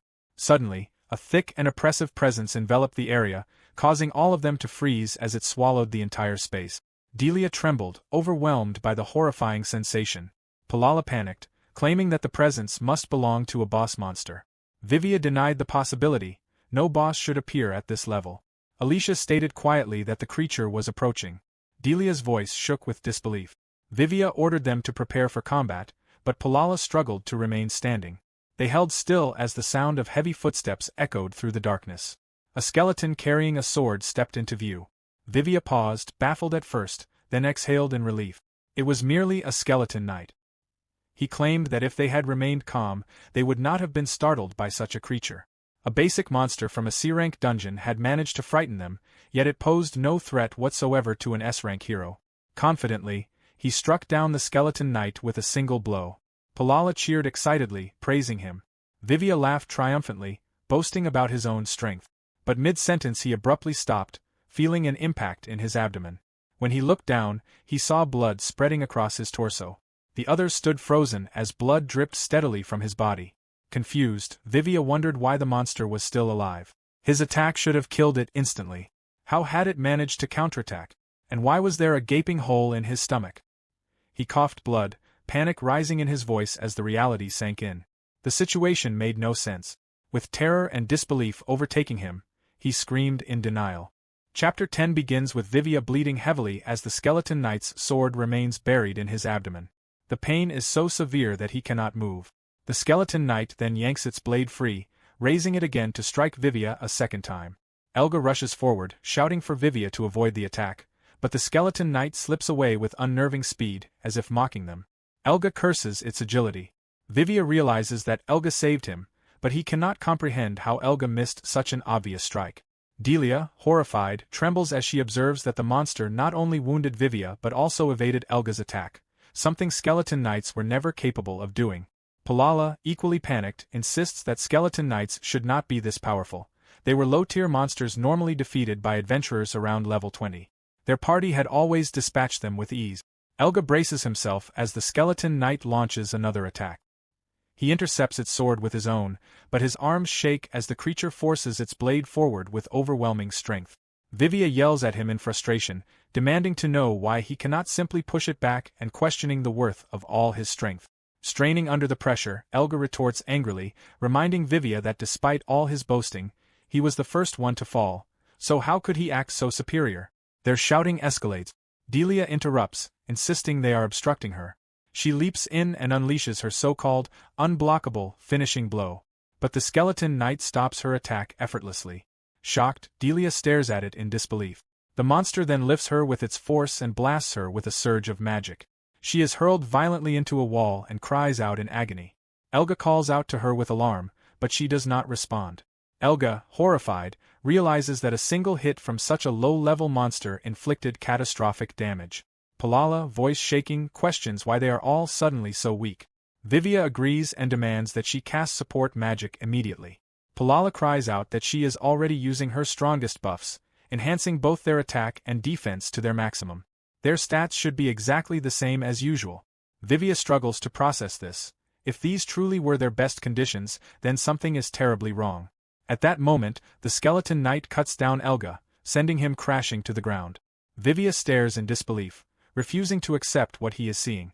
As an S-rank hero, he should never be overwhelmed by such a supposedly weak monster. Yet his party is being destroyed effortlessly. Panic rises in him as he screams, unable to comprehend why any of this is happening. In the midst of the chaos, Alicia activates her healing skill, Area Heal, known as the Angel's Breath. The injured party members begin to glow as Alicia's healing skill takes effect. Alicia approaches Vivia, stating that his confusion about their situation has an obvious answer. All of this is happening because Ariake is no longer with them. Vivia, shocked and furious, protests. He rejects the idea immediately, insisting Ariake had only ever stood behind them passively. He declares none of their current misfortune is related to Ariake. As a skeleton knight charges toward them, Alicia splashes it with holy water, immobilizing it. She explains that holy water paralyzes undead monsters. Then, addressing Vivia's ignorance, she elaborates further. Ariake's backup skill was the reason their attack, defense, and buffs had always been so powerful. With his support, even an ordinary adventurer could reach A-rank capability. Vivia denies it desperately, yelling that his strength was achieved by his own merit. Alicia continues, saying that Vivia had always ignored Ariake's advice and responded only with insult. But whether he believes it or not, Ariake would not be bothered by such triviality. Enraged, Vivia reacts, but Alicia coughs and asks if everyone can now stand. She announces that they must alter their strategy. Without Ariake they cannot continue. Although withdrawing will be difficult, it is the only path that avoids certain death. A cold shiver runs through all of them at her words. Alicia states that they are retreating from the dungeon. Hours later, Vivia collapses to his knees, exhausted. They have only managed to return to the 15th floor. Breathlessly, he demands more healing from Alicia.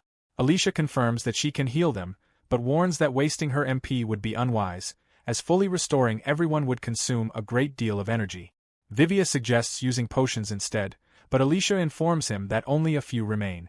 Vivia orders Palala to hand over one of her potions. Palala refuses, saying she has barely any left and must conserve them because she also uses magic. Vivia accuses her of not having used magic at all. Palala defends herself, saying she has been conserving it as a precaution, since her MP exceeds 10,000. Vivia turns to Alicia, asking whether Palala is telling the truth. Palala protests loudly, demanding why her MP should be questioned. Alicia sighs and explains that since confirming combat readiness is necessary, she can say Palala's MP is nearly depleted. Palala is stunned. She tries to argue, but Alicia cuts her off, pointing out the diminishing brightness of Palala's light spell. Delia comments that their surroundings indeed appear darker than before. Vivia addresses Palala again. Palala insists the darkness is normal because she has been using her magic properly. Alicia asks if Palala now understands. Her supposed 10,000 MP was only possible thanks to Ariake's backup skill. Palala rejects the claim, calling it a lie. Alicia explains that Palala, too, failed to heed Ariake's words. Palala laughs in disbelief, accusing Alicia of lying out of spite. She grabs Alicia by the neck, yelling that Alicia is only acting superior because she had scolded Palala in the past. Elga tries to intervene. Alicia replies that her strength came from Ariake's support. Therefore, the true arrogance lies in Palala's attitude. Palala snaps and swings her fist at Alicia, shouting angrily as Elga calls for her to stop. Suddenly, a suffocating black aura engulfs the area. A booming voice commands silence, outraged that mere insects have disturbed its slumber. Vivia freezes, declaring that this cannot be happening. Realizing what the presence is, he cries out in horror. Fenrir, a monster from the 99th floor, has appeared before them. Chapter 11.1 opens with the hero party staring upward in terror at Fenrir. The massive beast fixes its glare on them, dismissing them in its mind as insignificant intruders creating noise. Saliva drips from its open jaws as it prepares to devour them. Vivia trembles, recognizing the creature as the hellhound Fenrir and wondering if this is where everything ends. He recalls that Fenrir is supposed to be a floor 99 boss and questions why it has appeared on this level. Palala squeaks in fear, knowing that even S-rank adventurers struggle against such a monster. She urges the group to flee, but Vivia stops her, warning that acting carelessly would guarantee their deaths. Grinding his teeth in frustration, he curses their situation. Their former party would have had the strength to confront Fenrir, but in their current state, escape is their only option, though even that will be difficult against this foe. Determined, Vivia decides they need a decoy. He looks at Alicia, noting that she is an S-rank adventurer like him and essential because of her healing abilities. Elga can still be used as a shield, and Delia will be needed once her injuries finish healing. With this calculation in mind, he turns toward Palala, who is still trying to insist they escape quickly. Before she can finish, Vivia strikes her in the stomach, causing her to collapse with a pained groan. Delia calls out to him as he rummages through Palala's belongings, while Elga angrily demands to know what he is doing. Ignoring them, Vivia takes several vials from Palala, accusing her of hiding resources. He claims he will use them for their escape. Elga retorts that this is no moment to abandon an ally, but Vivia shouts back, insisting they are going to find help and that this is their only viable action. When Elga questions whether they are simply leaving Palala behind, Palala, gasping, looks up in pain. Vivia asserts that they are not abandoning her, arguing that she has exhausted her magic and the others will survive better without her. If they fail to escape, he reasons, there will be no chance of rescue. Palala weakly calls his name, but before she can continue, Delia unexpectedly agrees with Vivia, stating that seeking help is necessary. Palala stares at her in disbelief, unable to accept Delia's stance. Vivia quietly leans into Palala and tells her to endure until help arrives, though inwardly he smirks, planning to let her buy them time until she dies. Vivia turns to Alicia and tells her they are leaving, but Alicia does not respond immediately. After a moment, she refuses, declaring that she will stop Fenrir herself. She begins casting a spell. Vivia, stunned, questions her actions, but Alicia completes a barrier spell that encloses herself and Palala, cutting them off from the others. She urges the rest of the group to go. Seeing the barrier, Vivia sweats as he realizes it will buy them time to escape. He turns back to Alicia, acknowledging her decision and telling her to hold out until help arrives. As he flees, he curses inwardly that even the Saintess could have been useful to him, but escaping takes priority. Sacrificing the two behind him is, in his mind, an acceptable price for survival. As he continues running, Delia calls out to him to wait, while Elga clicks his tongue in frustration before both eventually begin fleeing as well. Palala cries out after the fleeing party, demanding that they stop and questioning whether they are truly abandoning her. Alicia begins preparing an attack spell while Palala strikes desperately against the magic barrier, insisting that they are supposed to be allies. Furious and betrayed, she unleashes curses, swearing twice and vowing never to forgive them, proclaiming she will curse them all to death. Fenrir steps closer to Palala and questions whether she genuinely believes she has the time to cast such curses, causing her to recoil in fear. Alicia comments that Fenrir makes curses sound easy, and Fenrir responds with a rough grunt, stating that curses are indeed simple for him. Alicia, pouting, remarks that this situation is unfortunate, yet she finds herself unable to feel motivated without a certain person present. Palala screams at her in disbelief, demanding to know how she can stand there and talk so casually, and insisting that she does not want to die. She urges Alicia to do something, but Alicia abruptly silences her, causing Palala to flinch again. Alicia tells her to be quiet and to focus on her fear, stating confidently that she has no intention of dying today. Fenrir tilts his head, noting the determination in Alicia's eyes. He wonders aloud whether it is the desire for revenge against her cowardly companions that drives her, or whether she believes she is destined to save the world. Alicia repeats his suggestions: revenge, saving the world, and dismisses them both, declaring that she cares nothing for such things. Fenrir narrows his eyes at her. Alicia states that she has only one reason for fighting. Her eyes sparkle as she passionately declares that she merely wants to see Ariake again and shower him with affection. Both Palala and Fenrir utter sounds of confusion. Palala questions the meaning of this declaration, unable to understand Alicia's sudden romantic behavior. Alicia fidgets, cheeks reddened, telling Palala not to make her say too much. Her heart pounding, she announces that Ariake is her beloved, and she proclaims him to be the world's one true hero. Palala bursts out in shock, unable to comprehend how someone she believes to be a useless, skill-less fool could possibly hold such a status. Alicia immediately raises her staff toward Palala, offended by her insult and reprimanding her rudeness. Alicia begins explaining to Palala that her assumption about Ariake lacking a unique skill is wrong. Palala stutters in confusion, insisting that this was what the appraiser had concluded. Alicia replies that, in her view, Ariake's very existence is a unique skill in itself. Fenrir watches the exchange silently, prompting Alicia to turn toward him and apologize before politely asking if he could allow them a few moments to continue their discussion. Palala calls out to her in disbelief. Fenrir responds that he does not mind, finding the situation quite interesting, which leaves Palala stunned. Alicia thanks Fenrir and resumes her explanation. She tells Palala that she searched through tomes all across the land, and one answer stood out among them: the god of buffs. She believes this is Ariake's true unique skill. Palala repeats the term in confusion, trying to understand what kind of skill that could be, then abruptly freezes as a vague memory surfaces. Alicia explains that the term comes from a fairy tale that dates back over 1,000 years. Palala might recall hearing it as a child when the elderly women of their village recited such stories. The narrative flashes back to their childhood, when the entire hero party, still young, listened to an elderly woman tell a tale. She spoke of a future in which a hero would appear to save the world, and when that time came, he would be served by a god capable of providing countless forms of support. Returning to the present, Palala reacts with shock, believing Alicia is implying that Ariake himself is a god. Alicia corrects her, saying that the legend likely used metaphorical language.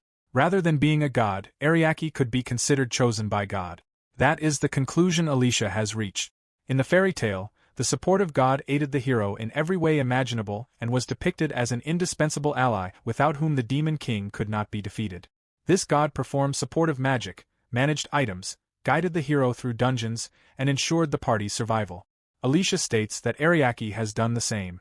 His support has enabled them to reach this point. He provides perfect assistance to a hero's party, just like the god from the ancient stories. Palala, overwhelmed, mutters disbelief. Alicia looks directly at her and asks whether she understands. Their strength was not truly their own. It was Ariake's. Without him, they struggled against something as simple as a skeleton knight. This dungeon has made that truth painfully and unmistakably clear. Palala hesitates, unsure how to respond, trying to say that if this is true, then they are just, when Fenrir abruptly interrupts, asking whether their conversation is finished. Palala trembles at his voice. Alicia glances at him and tells Palala that their time is up. She expresses satisfaction that she managed to convey the greatness of her beloved Ariake. Alicia then throws a bundle of support items toward Palala, telling her to take them, stating they should be sufficient for Palala to provide support from the rear. Palala shouts desperately at Alicia, insisting she cannot comply because she can barely feel her legs.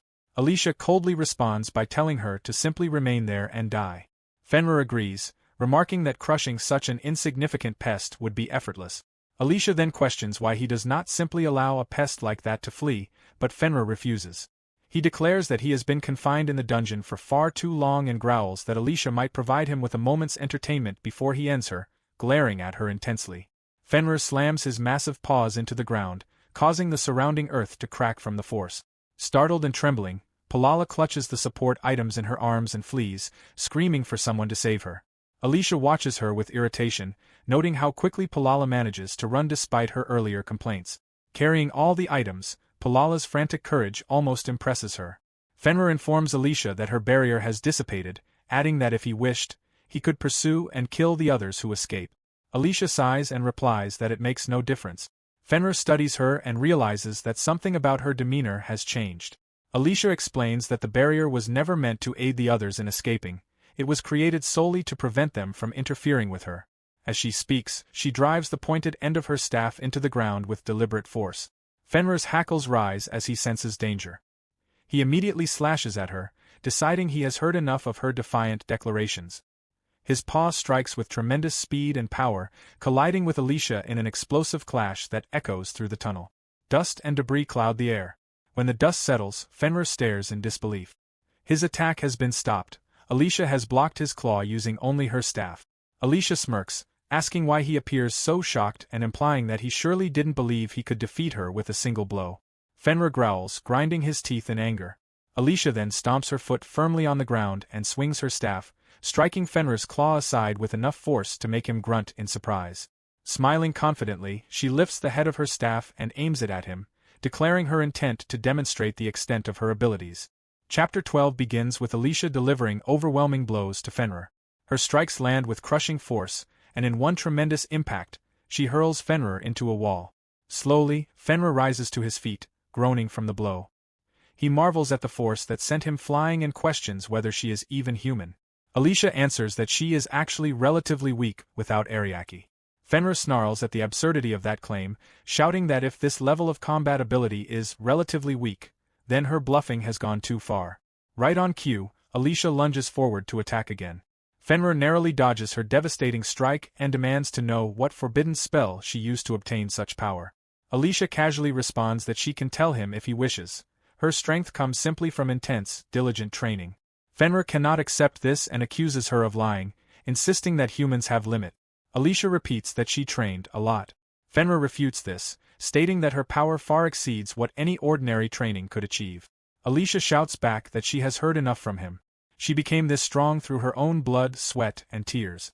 She trained so fiercely she nearly vomited. No, she actually did vomit from the effort. Fenrir, bewildered, asks why she strove to achieve such immense power. Alicia replies with fervor that it is because Ariake told her to grow stronger. Fenrir reels in disbelief, exclaiming that everything seems to revolve around that man. Alicia giggles and adds that becoming stronger would allow her to stand proudly beside Ariake without embarrassment. Ariake is strong and always comes to her rescue, but that might mean he doesn't see her romantically. To be equals in a relationship, there must be balance, give and take. Feeling self-conscious, she admits she might be acting shamelessly today. Regardless, she trained to the brink of collapse for Ariake's sake. Fenrir comments that although she is hailed as a great Saintess, she claims Ariake surpasses her. Alicia confirms this emphatically, adding that she finds the title of Great Saintess annoying. She wants Ariake to recognize her as Alicia Lundebrook, the woman, not as a Saintess. Fenrir then asks whether Ariake has any interest in her at all, noting that Alicia seems more like his disciple. Alicia insists they are simply in the early stages of their relationship. Fenrir quietly mutters that it seems he struck a nerve. Alicia continues boldly, declaring that her strength is proof of her devotion to Ariake. It is the power born from true love. Fenrir laughs, calling her a fascinating human, the most interesting one he has encountered in the thousands of years he has been sealed away here. Alicia, delighted, asks if Fenrir enjoys hearing about Ariake, offering to continue, but Fenrir quickly cuts her off, saying he has heard enough. Alicia then pauses, realizing Fenrir mentioned being sealed. Fenrir confirms this. The endless boredom is unbearable, and all he can do is await his eventual death. Thus, he is grateful for this battle. Being slain is his sole remaining desire. Alicia objects, stating that such a thing resembles assisted suicide, which is troubling to her, and Ariake would absolutely oppose it as well. She then proposes an alternative. If she wins, Fenrir should grant her one wish. She asks what he thinks of that arrangement. Fenrir accepts, stating that although he has decayed with time, he is still Fenrir of the 10 Saints, and he will honor such a promise. Alicia thanks him and declares that she will now crush him with everything she has. Fenrir replies that such an outcome is exactly what he hopes for. He charges at her, and Alicia braces for the clash. Time passes, and the battlefield bears the marks of their struggle, walls shattered and ground torn apart. Fenrir lies defeated, and Alicia triumphantly declares her victory. Fenrir rises slowly, acknowledging his defeat. As promised, he will grant whatever she desires. He offers her the elixir of eternal youth in exchange for his life, or perhaps the legendary sword bomb, which he swallowed long ago. Alicia rejects both and instead states her true wish. She wants Fenrir himself to become her familiar. Fenrir is stunned and asks her to repeat herself. Did she truly say familiar? Alicia confirms, insisting that they would make a formidable pair, and reminding him that he has been bored for thousands of years anyway. Alicia invites Fenrir to come with her. Fenrir pauses, then refuses, stating that leaving the dungeon alive is impossible due to a curse. Although she would be honored to serve as Alicia's familiar, the curse binds her to the dungeon, preventing her from being of use outside. She expresses her gratitude for the brief but beautiful dream that Alicia offered her. Alicia considers the situation and proposes that Fenrir simply enter spirit form and be stored in her inventory. She reasons that Fenrir's curse only prevents her from leaving the dungeon alive, and that being stored as a spirit would classify her as dead. Fenrir panics at the suggestion, questioning what would become of her physical body. Alicia reassures her, explaining that she can revive Fenrir within 2 to 3 hours thanks to her revitalization magic. Fenrir reacts in shock at the mention of revitalization magic, acknowledging that only a select few possess the ability to wield such a spell. She doubts Alicia's capability, but Alicia confidently insists, recalling that Ariake always praised her healing talents and reminding herself that the method of using the item box this way was his idea. She attributes the possibility of success to both his ingenuity and her own magic. Fenrir accepts the plan. Her life or death no longer concerns her. She simply feels grateful to have met a human like Alicia. She expresses a desire to meet Ariake as well, should the revival succeed. Alicia promises that Fenrir will live and that she will ensure the two of them meet. Fenrir, declaring her identity as one of the 10 Saint Beasts, pledges to support Alicia and Ariake, more so even than she once aided the previous heroes. Exhausted, she prepares to rest. Alicia cheerfully states that she will speak with Fenrir again soon and plans to find a spacious, secluded location where she can perform the resurrection. Before falling asleep, Fenrir corrects Alicia on a misunderstanding. She is female, and she possesses the ability to take human form if she is ever able to walk outside again as Alicia's equal. Alicia is shocked to discover that Fenrir is a girl who can transform into a human.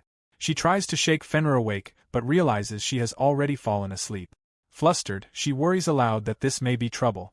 She hopes Fenrir will not be an attractive girl, fearing the complications if she meets Ariake, yet she also wants to proudly show him that she succeeded in making Fenrir her familiar. Despite her nerves, she convinces herself that everything will work out and feels that her opportunity has finally arrived. Several hours later, Alicia returns to their base and informs Vivia and the rest of the group that she is leaving the party. Vivia expresses relief that Alicia returned alive and tells her she does not need to leave the party. Alicia insists that she can no longer fight. In her thoughts, she recognizes that this incident finally gives her the excuse she needed to leave. As the great Saintess, she could not simply walk away under normal circumstances, but now she sees her chance. She believes it will take time to recover from her battle with Fenrir, leaving her with no choice but to step away. To her, this situation is the perfect justification.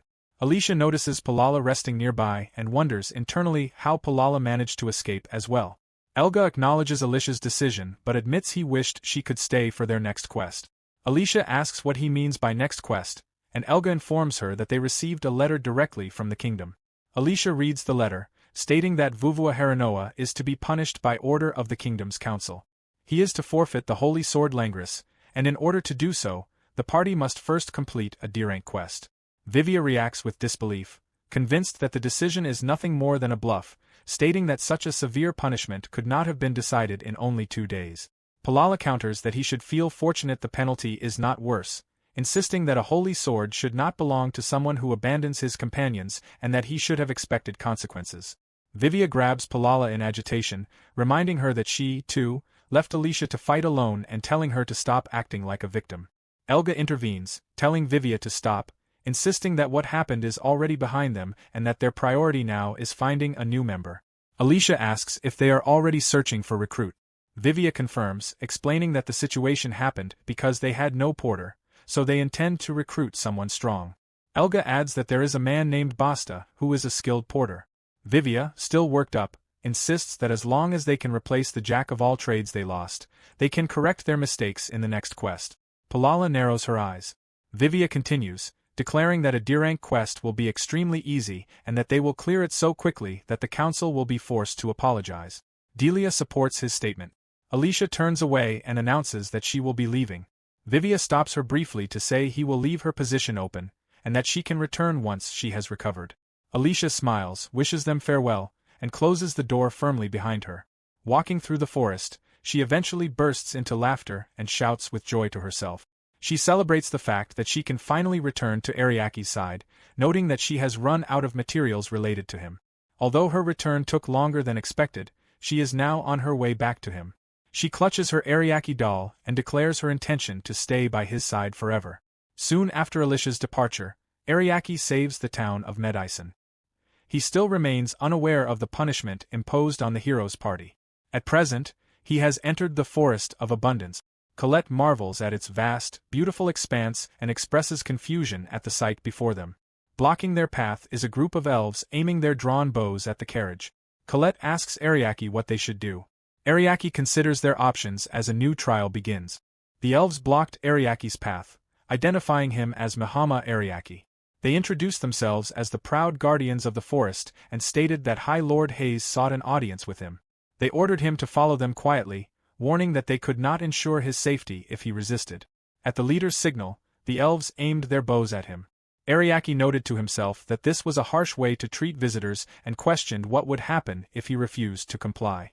The elves declared that he would be taken by force, and arrows were released in his direction. Colette immediately intervened, breathing fire that burned the elves' bows and arrows. With a wicked grin, she expressed her fury that they had dared to point weapons at her master and warned that she still had more flames to unleash. Ariake stopped her, insisting that further action was unnecessary. He apologized to the elves for Colette burning their weapons and wondered what he could have done to provoke such hostility, since nothing came to mind. The leader dismissed his confusion, ordering him to be silent and labeling him a seed of calamity. She commanded her group to pull Ariake and Colette from their carriage, and the elves rushed toward them. Ariake responded with overwhelming physical force, using an iron fist to repel them. The leader recoiled in shock at his superhuman strength and questioned how much more damage he and the fire-breather intended to inflict on the forest. Ariake demanded clarification about this calamity accusation. The leader refused to explain further, shouting that he had left them no choice and that they had a duty to protect the forest. The elves raised their hands and a powerful wind surged forth. Ariake and Colette braced themselves as the wind intensified into the Wind Lord's barrier. The elves proclaimed that this was their strongest protective spell, warning that any attempt to escape would result in being torn apart. They declared that if Ariake and Colette wished to live, they must kneel and surrender. Colette asked Ariake whether she should blow the barrier away with her flames of love, but Ariake refused. He explained that such an action would harm not only the forest but also the elf. He urged her to wait, but Colette was frustrated, finding it unreasonable to remain patient while they were being attacked so aggressively. Ariake maintained that something was off about their behavior. He noted that the elves seemed driven into a corner, their eyes bloodshot and their bodies exhausted, an abnormal state for elves. He considered allowing himself to be captured, but decided the elves were too unstable to listen. Instead, he chose to demonstrate that he had no intention of fighting. Reaching into the wind barrier, he immediately suffered deep lacerations as the slicing winds tore into him. His body was slashed repeatedly, soon covered in blood. The elves gasped in shock at the sight. The leader elf rushed toward Ariake, urgently ordering the others to cease their chanting. She approached him with visible anxiety, checking whether he was still alive and remarking that he had knowingly hurled himself into certain death.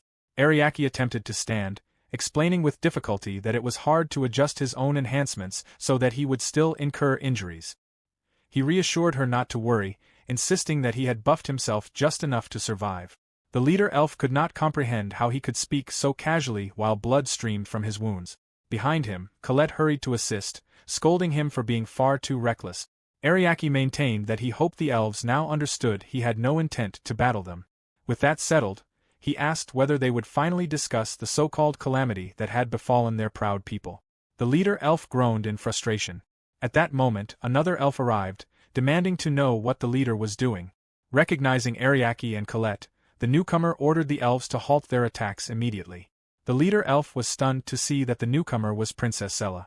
Confused, she questioned why the princess had come. Princess Sela lowered herself respectfully before Ariake and Colette, introducing herself as the younger sister of the Elven High Lord. She apologized for how rudely her people had acted, explaining that their devotion to the forest and adherence to tradition had clouded their judgment. She pleaded for Ariake's forgiveness. Ariake responded that he did not hold a grudge. The leader elf tried to stop the princess, insisting that it was shameful for her to bow to a human. But the princess commanded her to remain silent. She went on to state that Ariake the Wise and Lady Colette were heroes who had saved the town of Miemai-chan from the monster horde. She asked whether the elves had not heard the reports. The leader elf admitted that she did not trust rumors. Meanwhile, Colette whispered excitedly to Ariake that she was becoming famous as well, blushing at the thought. Ariake expressed surprise that even the isolated elves had learned of their deed. Princess Sela then explained that she herself had witnessed their actions with her own eyes. The elves stared at the princess in confusion as she recalled the event. She stated she would never forget the moment when, as an orc was closing in to take her life, Ariake charged forward to save her. Both Ariake and Colette gave her a puzzled look until Ariake realized who she was, recognizing her as the elven adventurer he had encountered previously. The princess confirmed this with amusement. Colette reacted in disbelief, while Princess Sela explained that she had grown quite skilled at disguising herself after repeatedly sneaking out of the forest. Hearing this, the leader elf immediately reacted, shocked that the princess had left the forest without permission yet again. Ariake muttered about her recklessness, prompting the leader elf to glare and begin expressing her gratitude reluctantly, only to be interrupted by Prince Sela, who insisted they must properly show their thanks and apologize by escorting Ariake and Colette to the elven village.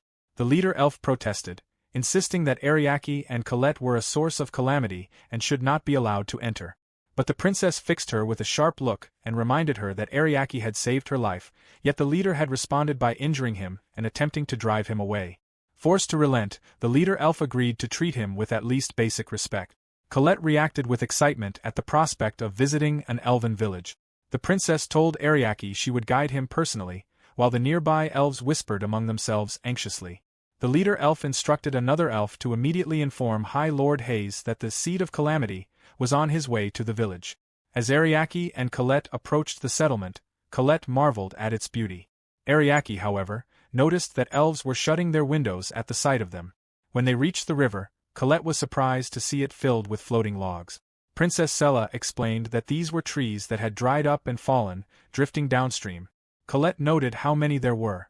The princess told them they would rest at her home for now. Later, Princess Sela served them a delicious meal, encouraging them to eat as much as they liked. Colette devoured her portion happily.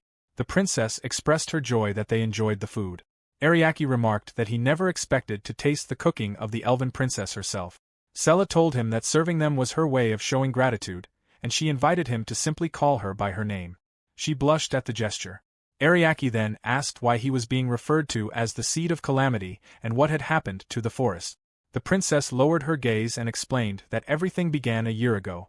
One by one, the trees of the Forest of Abundance began to wither. Colette asked if she meant the logs in the river. Looking outside, Sella confirmed it. She added that the calamity's effects were far worse deeper within the forest. She opened a window and pointed toward the center, where a dark, sinister aura emanated. The sky above that area, once bright, had turned ominously dark. Colette commented on how foreboding the cloud looked. Ariake observed that its source appeared magical in nature, pulsing with malevolent intent, and concluded that it was likely only a matter of time before monsters emerged from it. The princess confirmed that the forest's trees, which had once formed a protective boundary, had all begun to wither, leaving the forest in a fragile state. If the forest died, so too would its people. Colette remarked that this had nothing to do with Ariake, and the princess agreed, though she explained that her brother had reached a different conclusion. He believed there was only one explanation: Ariake's mere presence was a calamity. Ariake asked whether this judgment had anything to do with a pact between the heroes and the elves, and Colette inquired about the details of this pact. Ariake explained that long ago, the heroes of old had promised to protect the elves and their forest under divine blessings. Despite their distrust of humans, the elves allowed heroes to travel freely through their lands, including Vivia. Ariake himself had been expelled from the heroes' party because they considered him a burden, and he guessed that the elves similarly regarded him as a liability. He understood that anyone entering the forest without the blessing of the heroes was believed to bring disaster, and the princess confirmed this. Colette objected, pointing out the unfairness, since Ariake had left the party long after the calamity had begun. The princess acknowledged that although Ariake's intent was to protect the forest, her brother could no longer discern right from wrong and mistakenly considered Ariake responsible. In reality, he was the forest's savior. The princess bowed deeply, acknowledging her own selfishness, and requested that Ariake save the forest just as he had protected the town of Miemai-chan. Suddenly, the doors of the room slammed open, and her brother, Hayes, appeared. He was furious that the princess had dared to invite Ariake, the so-called Seed of Calamity, into their forest. Before she could defend her actions, handcuffs were fastened around her wrists, taking her by surprise. Hayes condemned her for addressing Ariake with respect, declaring her a disgrace and ordering that she be imprisoned until she regained her senses. The princess sniffled in distress. Without hesitation, Ariake snapped the handcuffs apart. He remarked that while he hated to interrupt a family confrontation, Hayes's attention was directed at him, not her, and suggested that the siblings leave their argument aside for now. Ariake shattered the handcuffs, crumbling the pieces onto the floor. Hayes was stunned, glaring at him in disbelief, unable to comprehend what he had done. Ariake stepped on the broken metal, declaring that the princess would no longer need them. The so-called calamity Hayes had been fearing stood right before him. Suddenly, Hayes grabbed Ariake by the collar and slammed him onto a table. The two girls watched in shock as Hayes fumed, seething at Ariake's arrogance for daring to enter the village despite being expelled from the heroes' party. Before he could continue his tirade, a chilling voice cut through the room. Colette had stepped forward, radiating pure fury. Ariake urged her to calm down, insisting that he was fine. Colette, however, was incensed, furious that Hayes had even ruined Sella's home-cooked meal. Hayes's mind reeled under the oppressive weight of Colette's wrath. He felt paralyzed by a sense of terror far greater than mere fear, though rationally, he knew he had no reason to be afraid. Ariake was merely an incompetent human, and capturing him should have been enough to stop the forest from withering. Nonetheless, panic overtook him. He ordered the other elves to apprehend Ariake and Colette, eventually locking them in a cell and sealing it with magic. The elves barged in to enforce the capture, but Colette told Ariake that it was time to act. Ariake looked around, assessing the situation, and the princess called to them from a window, guiding them toward escape. They leapt from the window, landing on the ground below. Colette remarked on the princess's skill, and the princess chuckled, noting that her frequent adventuring had made her agile. Ariake observed that there were more weaknesses in the village's defenses than he had anticipated. The princess instructed them to follow her and leave immediately. Suddenly, a loud explosion resounded. A violent gust of wind surged around them, and the princess called to Ariake and Colette. Hayes appeared, furious that the siblings were attempting to flee. Originally, he had intended to capture Ariake alive to uncover the cause of the forest's withering, but now his rage boiled over, and he resolved to show no mercy. He uprooted trees and unleashed his most powerful barrier, a swirling wind so potent it was less a shield than an offensive attack, vowing to destroy the calamity that was Ariake. The whirling wind tore through the area, accompanied by the sound of slicing air. The princess looked up in horror, fearing the worst for Ariake and Colette. When the wind finally subsided, they were gone. Hayes muttered to himself, assuming Ariake had merely bluffed. Yet a voice behind him warned him not to get ahead of himself. Ariake and Colette had survived. Hayes was stunned, unable to comprehend how they were still alive. Ariake revealed that he had used a decoy skill to create a clone that acted as a distraction, while Colette explained that they had used her master's stealth abilities to approach undetected from behind. Previously, Ariake had endured the barrier's attack to negotiate afterward, but this time he used the decoy to eliminate the threat entirely. Hayes could hardly believe what had occurred. Ariake then told Hayes that he would comply, taking a spot in the jail as Hayes had demanded. Hayes had wanted to capture Ariake to stop the forest from withering, and Ariake agreed to facilitate this plan. Hayes lamented that it was unfortunate Ariake was still alive, but he restrained him with handcuffs anyway. Colette questioned the decision, and Ariake explained that it would make communication with Hayes easier. Ariake asked Hayes whether the forest's withering would cease now that he was imprisoned. Hayes confirmed that it would, explaining that the cells reflected all magic used within, making interference with the outside world impossible. Once Ariake was locked away, the calamity should subside. Ariake advised Hayes to observe for himself and draw his own conclusions rather than relying on rumors. Hayes instructed Ariake not to speak, asserting control as if Ariake were beneath him. He commanded his elves to take Ariake and Colette away, and they complied without question. Later, deep within the forest, they arrived at a prison shaped like an egg, suspended in midair. Colette was taken aback by the floating structure, while Ariake marveled at the sophistication of elven magic. Excited to explore the interior, he urged Colette to move forward.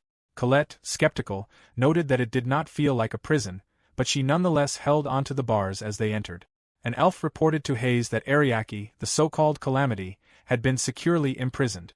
Satisfied, Hayes dismissed the elves and allowed them to retire. Colette was surprised to find Princess Sella inside the same cell, who explained that she had attempted to aid Ariake and Colette's escape. Allowing her to remain free alone would have caused bad publicity. Colette acknowledged this, apologizing for involving the princess, but Sella insisted she was happy to spend her life with Ariake. Colette understood this and realized she could not waste time attempting a breakout. Ariake warned that the cell nullified physical attacks, surprising Colette with his insight.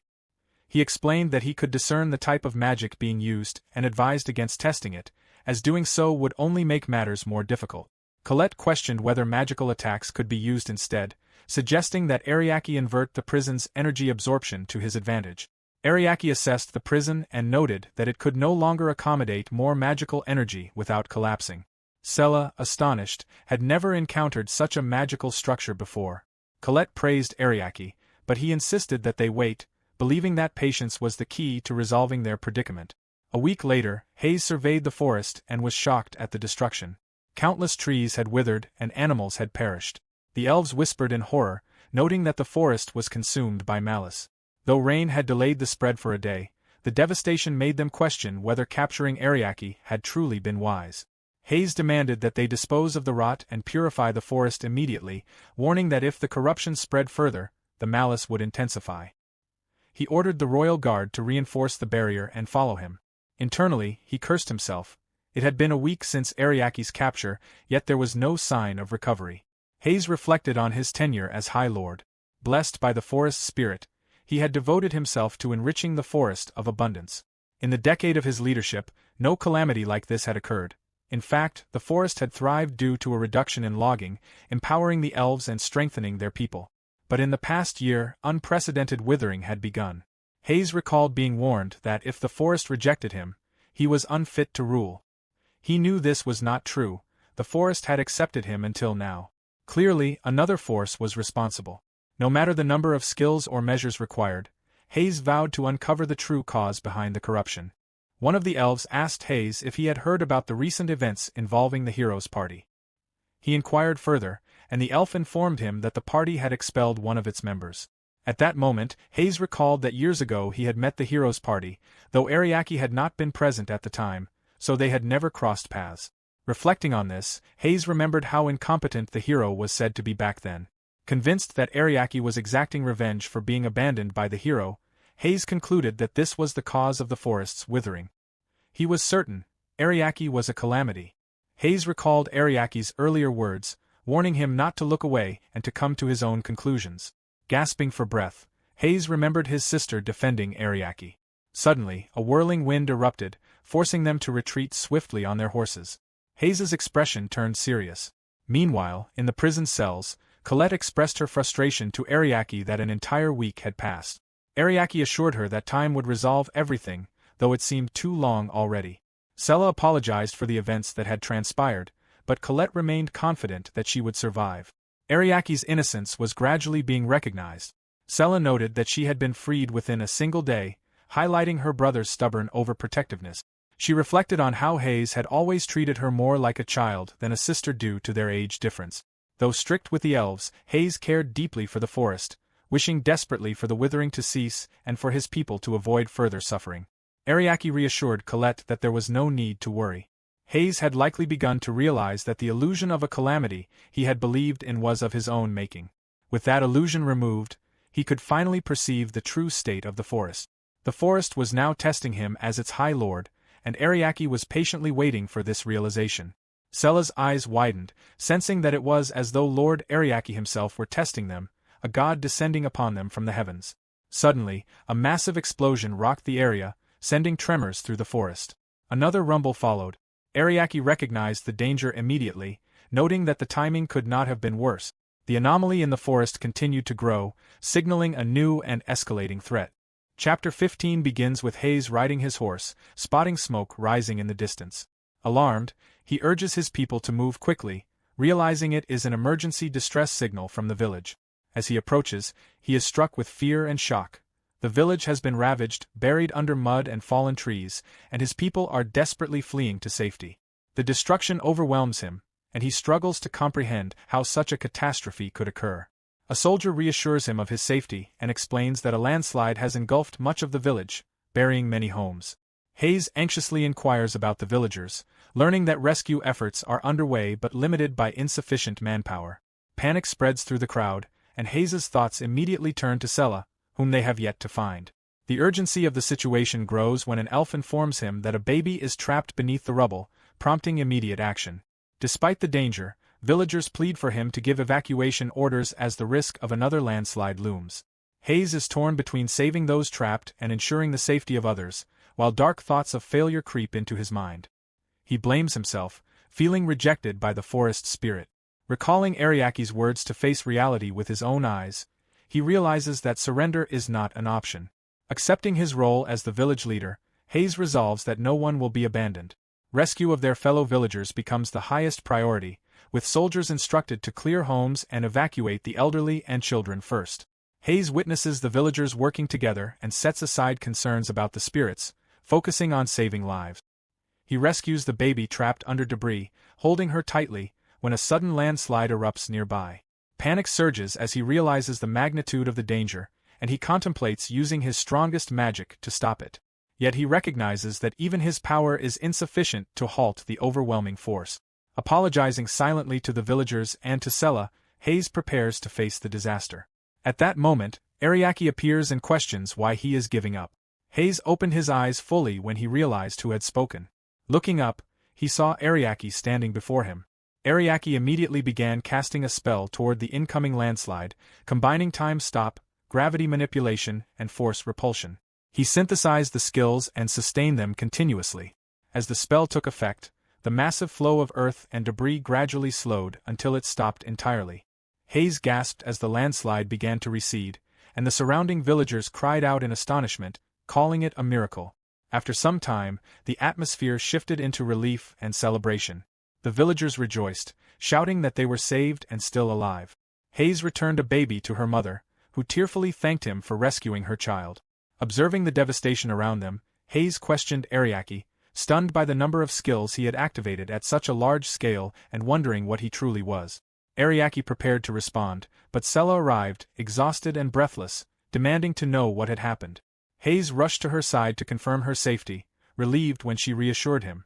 With tears forming in her eyes, she called out to him, but he insisted that explanations could wait, as rescuing those still trapped was the priority. Sella resolved to help as well.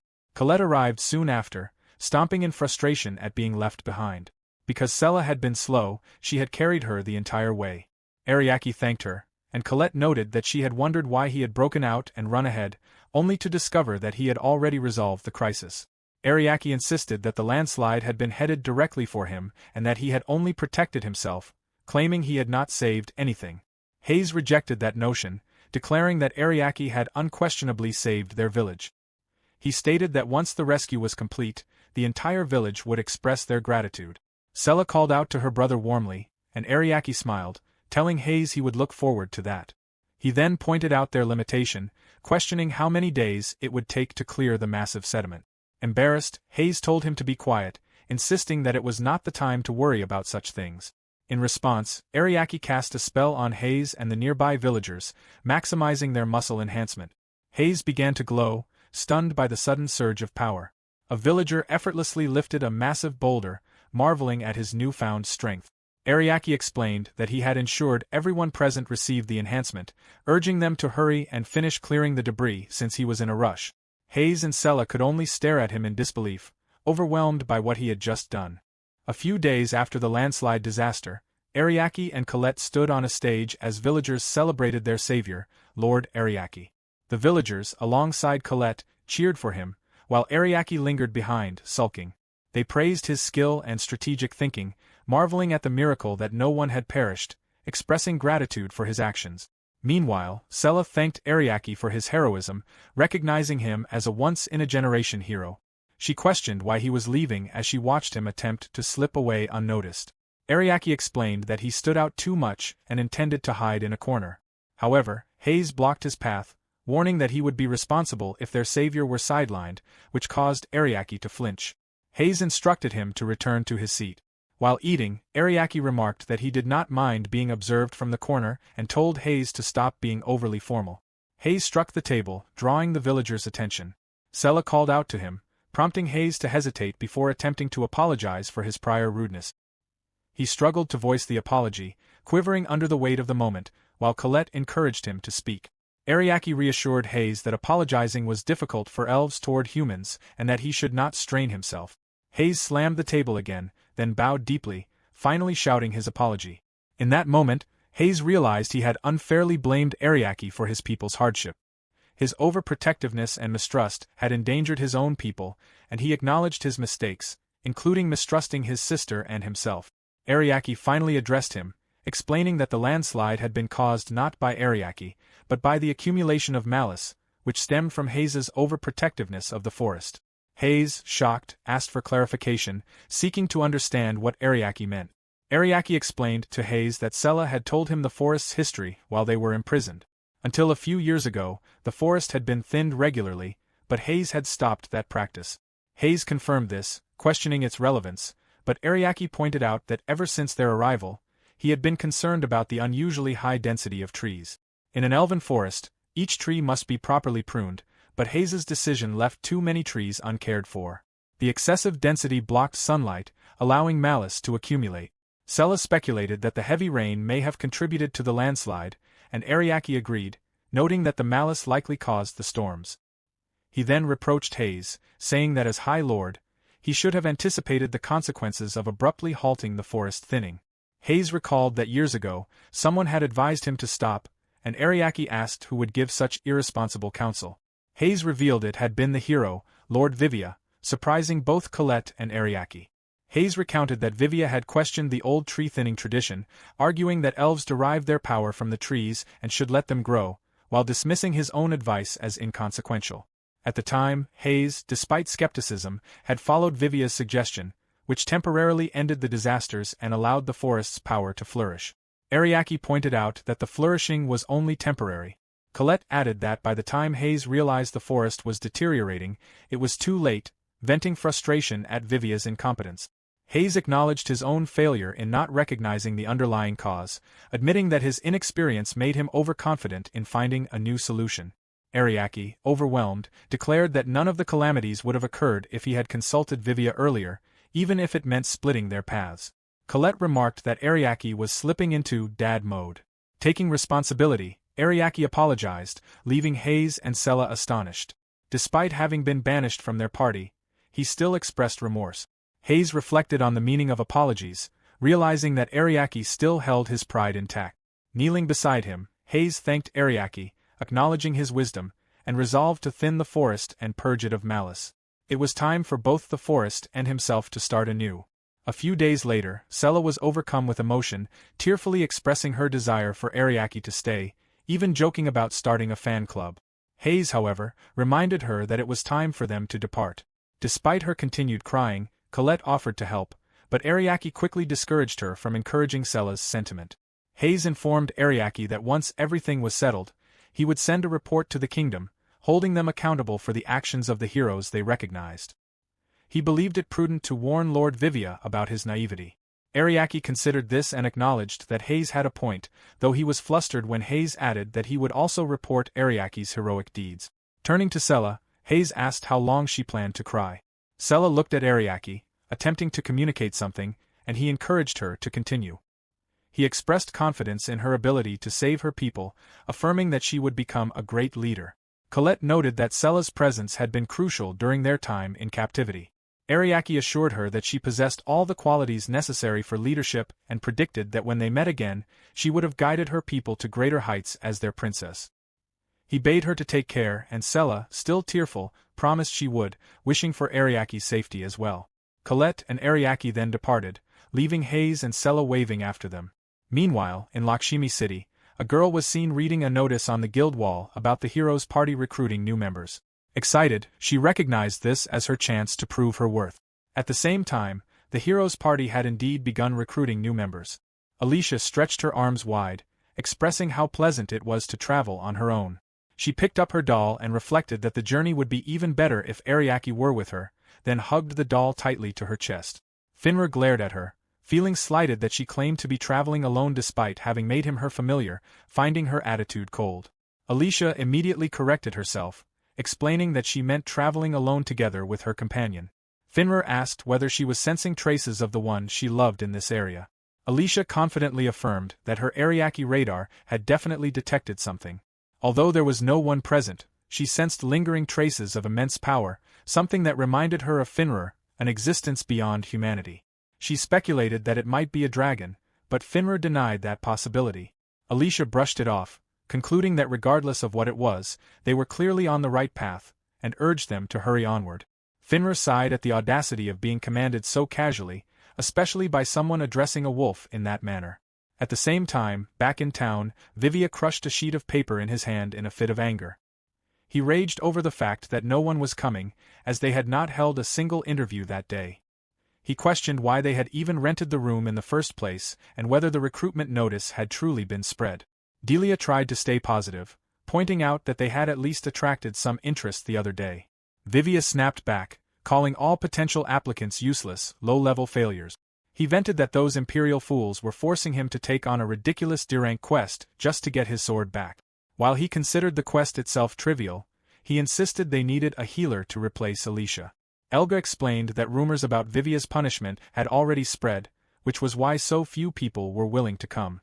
Vivia cut him off sharply, saying he did not need Elga's commentary, blaming the situation on their inability to make a proper flyer. He also complained about the new recruit, saying the man was terrible and that he had only allowed him to join because they needed someone to handle menial labor. He insisted again that they did not need any men and told them to make sure that was written clearly on the flyer. Just then, someone entered the room, drawing everyone's attention. It was Basta, whose specialty was working as a porter. Basta reported that he had finished organizing everyone's baggage. Without even looking at him, Vivia casually acknowledged the job well done and referred to him as the new kid. Hesitantly, Basta questioned whether he should really have joined, pointing out that he was a man, and that they had just stated they did not need any men. Delia hurriedly denied that, insisting that they did, in fact, need Basta, while privately thinking that they needed him mainly to handle their work. Elga also agreed, noting that they would be in serious trouble without Basta, while thinking to himself that Vivia would explode if they lost yet another member. Vivia smirked and told Basta not to worry, saying that as long as he did his job properly and kept his mouth shut, he would still be better than the previous person they had. Suddenly, loud voices echoed from outside. Someone was calling out for Palala, complaining that she had been acting too independently lately. Another voice shouted at someone to stop following her, while a man responded that there was no reason not to, since she appeared to be alone. Palala angrily insisted that she had already said she was not alone and told them to find someone else to harass. Delia glared toward the disturbance and demanded to know where Palala had been. One of the men remarked that Palala had a cute little friend with her. Vivia grinned, assuming that Palala had brought in some applicants and praising her for it. Palala immediately denied that, beginning to protest that the men were just troublemakers, but her words were cut off when one of the men suddenly recognized Vivia. The man realized that the person before him was the hero Vivia, and his companion reacted in disbelief, excited by the idea of seeing him in person. Hearing this, Vivia stood proudly, basking in the attention, telling them not to get too excited and affirming that he was indeed the great hero Vivia. The man then stifled a laugh, recalling that Vivia was the fool whose holy sword had been confiscated by the council. The men burst into laughter at that remark. Vivia recoiled in shock as the man continued, still laughing, recounting how Vivia had abandoned his party and fled from the cursed grotto, finding the story far too amusing. The other man went on to add that even the great Saintess had grown tired of Vivia. Just as Vivia was about to explode, Elga restrained him, realizing that if he lost control, someone would die. Elga urgently shouted for Vivia to stop, warning him not to start a fight with civilians. The man then coldly remarked that compared to Vivia, Ariake was far more impressive. At the mention of Ariake's name, Palala snapped in anger, questioning why they were bringing him up. The man turned toward her and asked if they had not heard about the battle in the town of Miemai-chan. Elga responded, assuming they were referring to the incident where the royal knights supposedly eliminated the Devil's Grove. The man dismissed that explanation as nothing more than a cover story. He revealed that in reality, the royal knights had been completely wiped out, and even the adventurers sent as reinforcements had abandoned the mission. It was at that moment, he said, that Ariake appeared. With only 100 adventurers under his command, Ariake defeated 1,000 monsters. Then the true threat emerged, a king ogre. Even so, Ariake's group handled it with ease. Hearing this, Vivia froze in disbelief at the mention of a king ogre, immediately rejecting the story and insisting it was a lie, claiming Ariake was incapable of such a feat. The man cut him off, asserting that it was the truth. He explained that they had fought alongside Ariake themselves. Another man added that he had supported the battle from the rear, so he could not clearly see everything, but it had still been an honor to fight with Ariake. The first man then exclaimed that he could not believe they had encountered the fool who had driven away a true hero like Ariake. As those words sank in, Vivia's body began to tremble with rage. Without any warning, he stormed forward and slammed the door, shouting for them to get out. After the men were forcibly thrown outside, Vivia stood there breathing heavily, cursing them as ignorant country bumpkins and dismissing everything they had said as complete nonsense. In the sudden silence, Palala quietly muttered that perhaps they should apologize to Ariake after all. Vivia immediately snapped at her, and Delia reacted just as sharply, demanding to know what Palala was talking about. Palala tried to explain, pointing out that they had all heard what those men said. She suggested that what happened in the cursed grotto might have been the result of Ariake not being with them. She recalled what Alicia had once told her, about Ariake being known as the god of buffs, and believed that this power was his unique skill. Palala continued, adding that Alicia also believed something important about Ariake. Before she could finish, Vivia suddenly grabbed Palala by the collar. He snarled that he did not care what she believed, but he would never lower himself to apologizing to Ariake, and warned her never to say such a thing again. He then released her, letting her fall hard to the floor. Vivia went on, mocking her, accusing her of wanting to run off and grovel before Ariake after hearing those stories. He told her that if she wanted to apologize so badly, she could go do it on her own. Basta hesitantly called out to Vivia as he rushed over to Palala.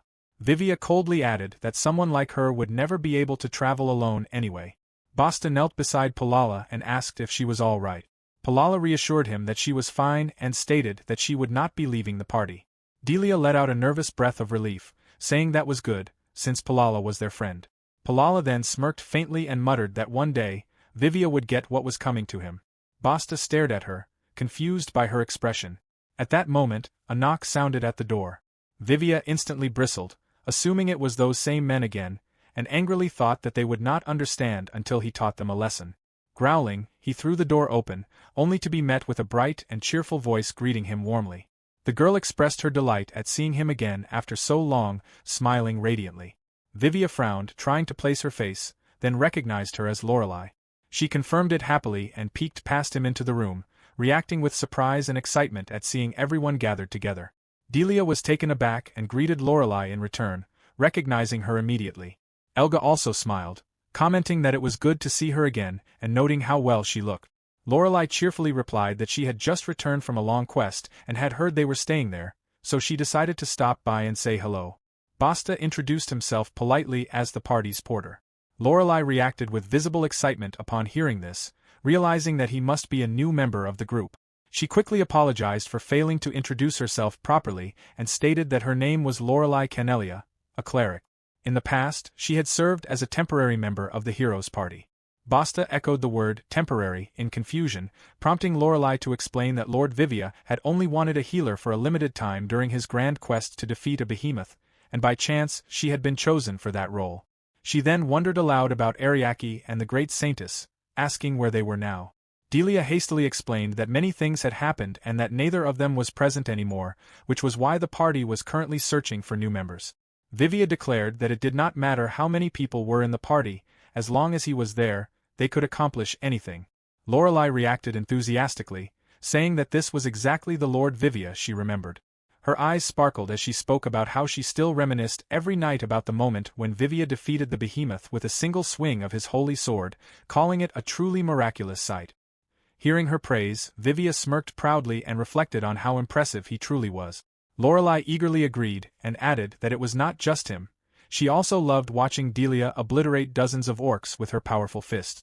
Delia's face flushed red as she laughed bashfully. Lorelei continued by praising Elga, recalling how he held back the enemy without breaking a sweat. Elga responded with pride, affirming that it was only natural. Lorelei then cheered about Palala as well, praising her incredible magical attacks. Palala scratched her head shyly, brushing it off as nothing more than her having a talent for magic. Lorelei concluded that the time she had spent with all of them was truly a blessed experience. However, she clarified that she had not come only to exchange greetings. She had heard that they were recruiting healers for their party, and if the position was still open, she wished to apply.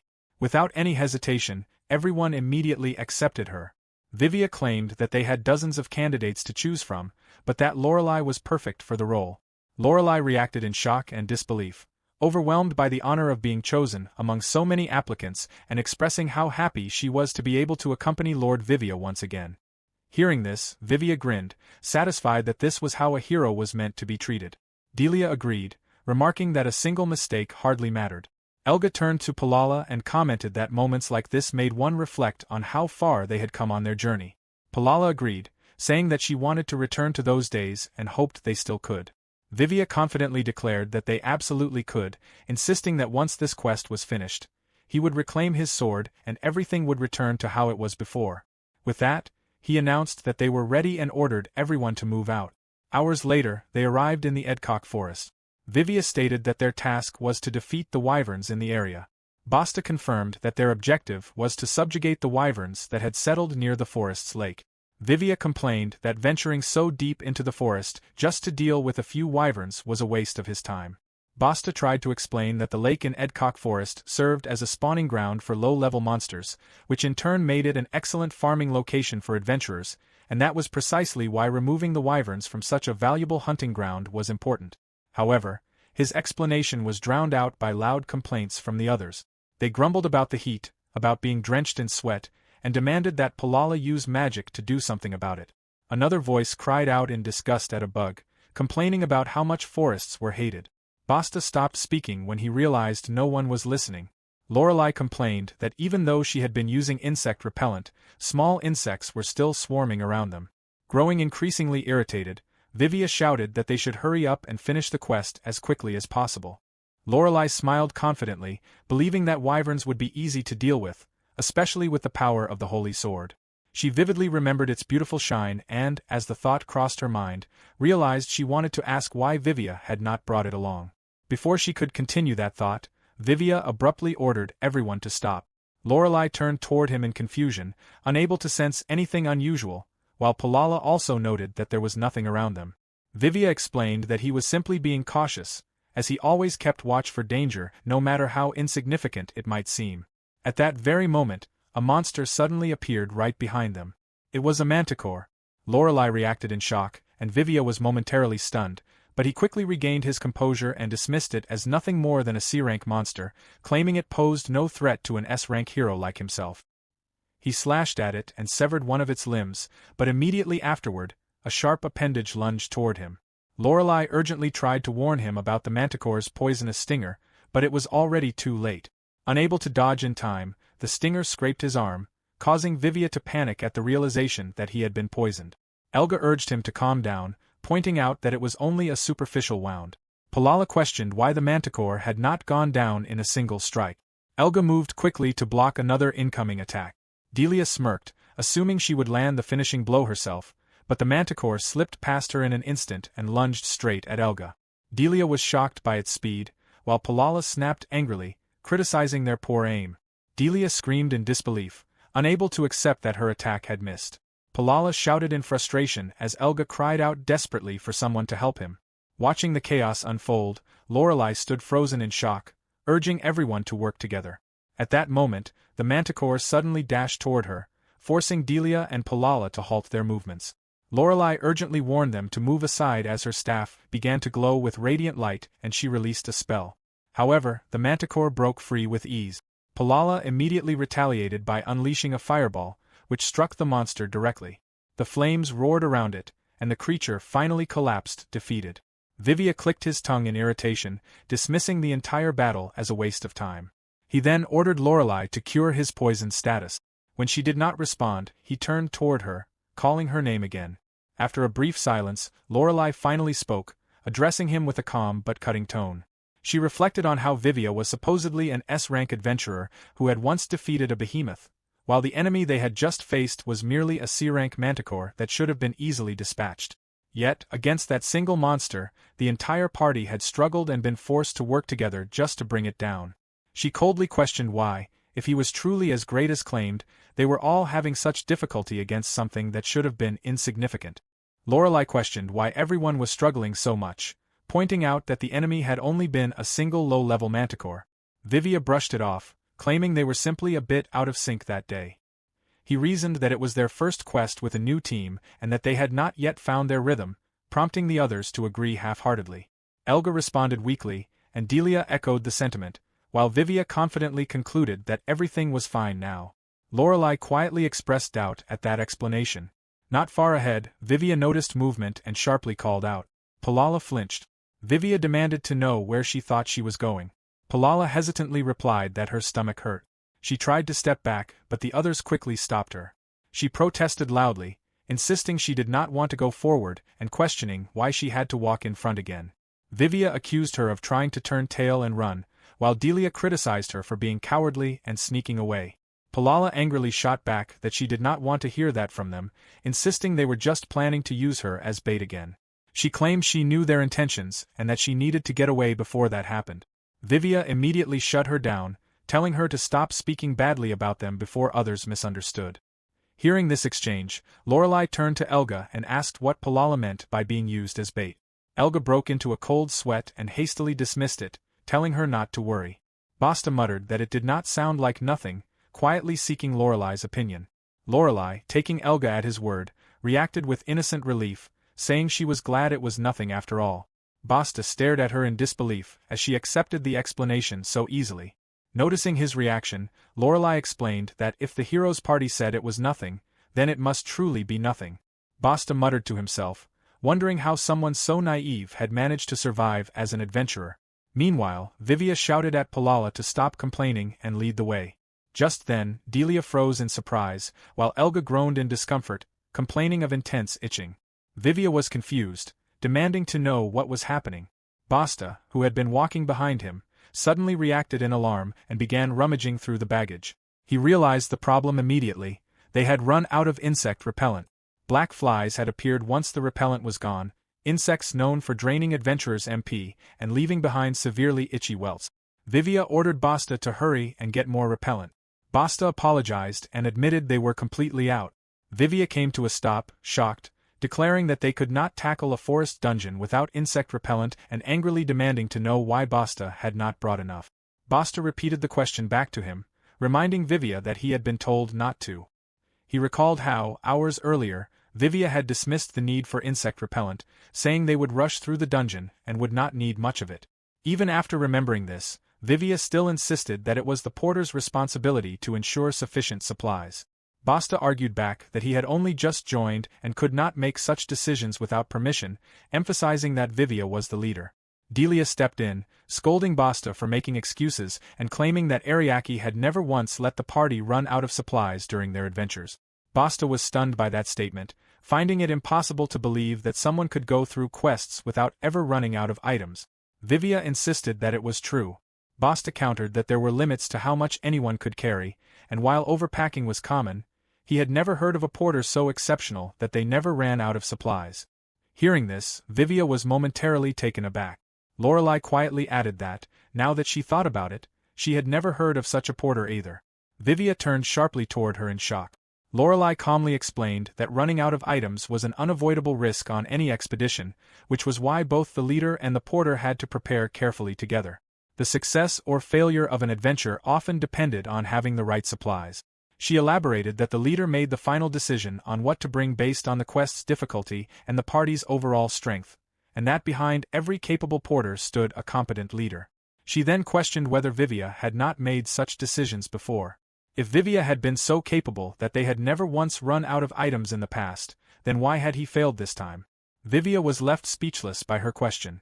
After a brief pause, he brushed it off, insisting that such things simply happened and came with the territory. He added that insects were not a serious issue anyway, dismissing them as a mere annoyance. Lorelei smiled gently and accepted that explanation, saying she had been worried there might be a more serious reason behind their struggles. Vivia echoed the word reason in surprise, while the others averted their eyes. Palala began to speak up, but Vivia immediately cut her off, insisting that there was no reason and that everything was fine. Lorelei apologized politely and then offered them insect repellent, explaining that she had prepared extra for herself and was happy to share.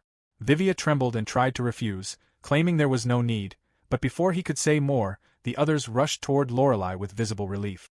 Elga declared that they owed Lorelei one, Delia cried out that bugs were the one thing she could not stand, and Palala expressed her happiness that Lorelei had joined them. Basta smiled and added that Lorelei had truly saved them, promising to be more diligent himself in the future. Behind them, Vivia shouted in protest, asking whether they had not heard him, but they ignored him. Lorelei cheerfully told them that if anyone wanted to let bugs drain their MP, they were welcome to walk at the back, and urged everyone to move on. Vivia shouted again for them to stop, then grumbled in frustration before finally relenting and allowing them to use the item. Moments later, they finally located their target. Everyone concealed themselves behind trees and quietly observed the wyvern. Basta softly confirmed its presence. Lorelei agreed and suggested that they stay hidden and carefully plan their strategy. However, her suggestion was cut short when the others suddenly began moving forward. She was stunned, wondering why they were all charging in at once. Vivia smirked and questioned why they should waste time planning when they could simply take it down quickly. Delia announced that she would open with her special move this time, while Palala remarked that whoever struck first would have the advantage. Elga added that they had already held a quick meeting before setting out, so everything would be fine. With that, Vivia declared that it was time to go. Lorelei and Basta were left speechless. Lorelei quickly spoke up, insisting that she did not agree with this plan. The four of them turned to her, puzzled. Lorelei pointed out a fundamental rule of adventuring: one must always account for the unexpected. She explained that their earlier discussion had only covered a basic attack order and had not taken into account terrain, weather, stamina, or unforeseen variables. They might only see a single wyvern now, but there was always the possibility that others were nearby, or that it could call for reinforcements. She asked what they would do in that situation, emphasizing that there were far too many factors they had not yet considered. Vivia began to reply, stating that as the hero, he would handle anything unexpected that occurred, but Lorelei cut him off. She then challenged him directly, asking why, if that was the case, he was going into this battle without a proper strategy this time, especially when in their previous quest they had devised a clever and well-thought-out plan. The others looked at each other in confusion. None of them remembered planning such a strategy. Delia seemed unsure, Elga admitted he did not recall it, and Palala also felt the same. Seeing their confused expressions, Lorelei firmly insisted that they truly had used a strategy back then. She explained that there was an important rule for adventurers: only a proper strategy allows a party to reach its full potential. Simply relying on raw strength was not enough to complete quests safely and efficiently. By using a plan that combined everyone's strengths in attack, defense, and support, the party could achieve the best possible result. Delia was surprised by this idea, wondering if Lorelei meant that strategy was more important than strength. Vivia reacted defensively, feeling as if his status as a hero was being questioned. Lorelei clarified that she was not looking down on him at all, but merely stating common sense. She pointed out that the reason their party had been praised in the past was precisely because of their clever strategies. That was why it felt strange for them to act so recklessly now. Vivia was caught off guard by this, surprised that people had praised their strategy. Palala was also confused, as she had never heard such praise before. Lorelei was shocked by their reactions and brought up the famous battle against the behemoth. Even Boston knew about that fight, as it was widely known. Lorelei explained that behemoths are initially weak to cold, but once pushed into a corner, they change form and their weakness shifts, making them extremely dangerous. However, during that battle, the party had immediately used the correct support magic the moment the transformation happened. They had already prepared for that change, showing sharp observation and careful analysis. It was because of this that the battle ended in just a few hours, and that reputation was what inspired Basta to want to join the heroes' party. After that fight, the party became known as master tacticians, and Lorelei believed the praise was well deserved. Delia and Palala slowly began to understand. Lorelei then looked to Vivia, expecting his agreement. Vivia broke into a cold sweat and awkwardly agreed outwardly, but inside he was panicking. He realized that there had been no strategy created by him at all. In truth, everyone had simply rushed into battle, while all the support planning had been handled by Ariake. At that moment, memories flooded Vivia's mind. During the behemoth fight, Ariake had been the one giving instructions, calling out when attacks stopped working, predicting enemy behavior, and telling Alicia exactly when and where to cast defensive magic. His predictions had come true again and again, protecting the party at critical moments. Even in the chaos of battle, Ariake had calmly guided everyone step by step. Vivia snapped out of his memories and tried to deny it to himself, insisting that he was the one who fought and that Ariake had no achievements of his own. He convinced himself that Ariake was useless. However, Lorelei then pointed out that, as far as she remembered, Ariake had handled all the preparations by himself. He had explained the entire strategy beforehand and continued to advise everyone throughout the battle. Only then did Lorelei realize that Ariake was no longer with them. That realization ignited Vivia's anger.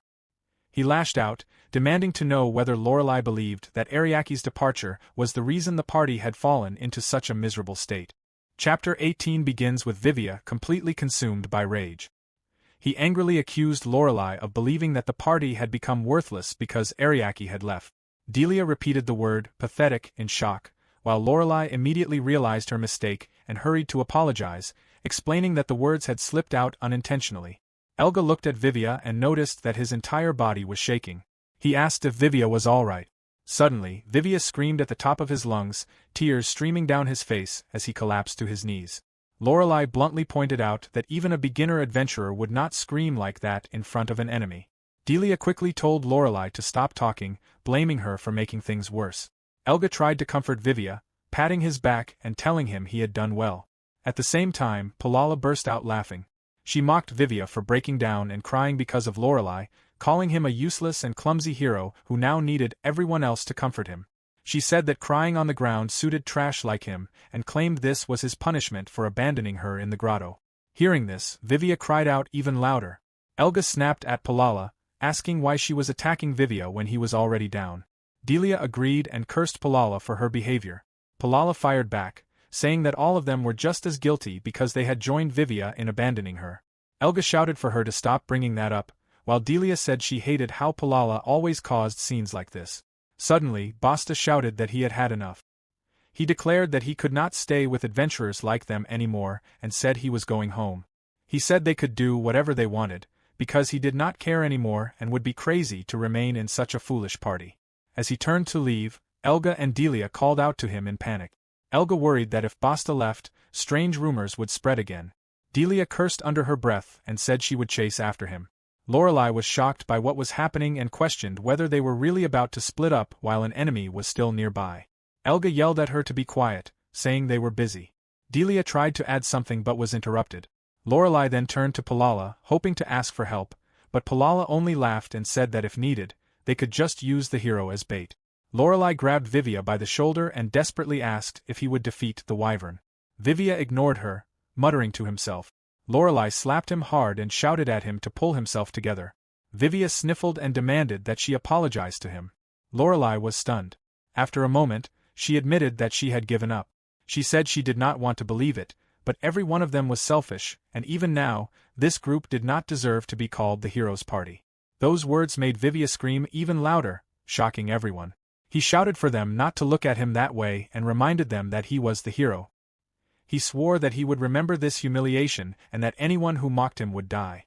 As he raised his sword, a powerful wave of mana burst out from his body. Palala screamed in alarm, realizing that he was about to unleash his ultimate technique, the final sword. Lorelei was confused and asked what the final sword was.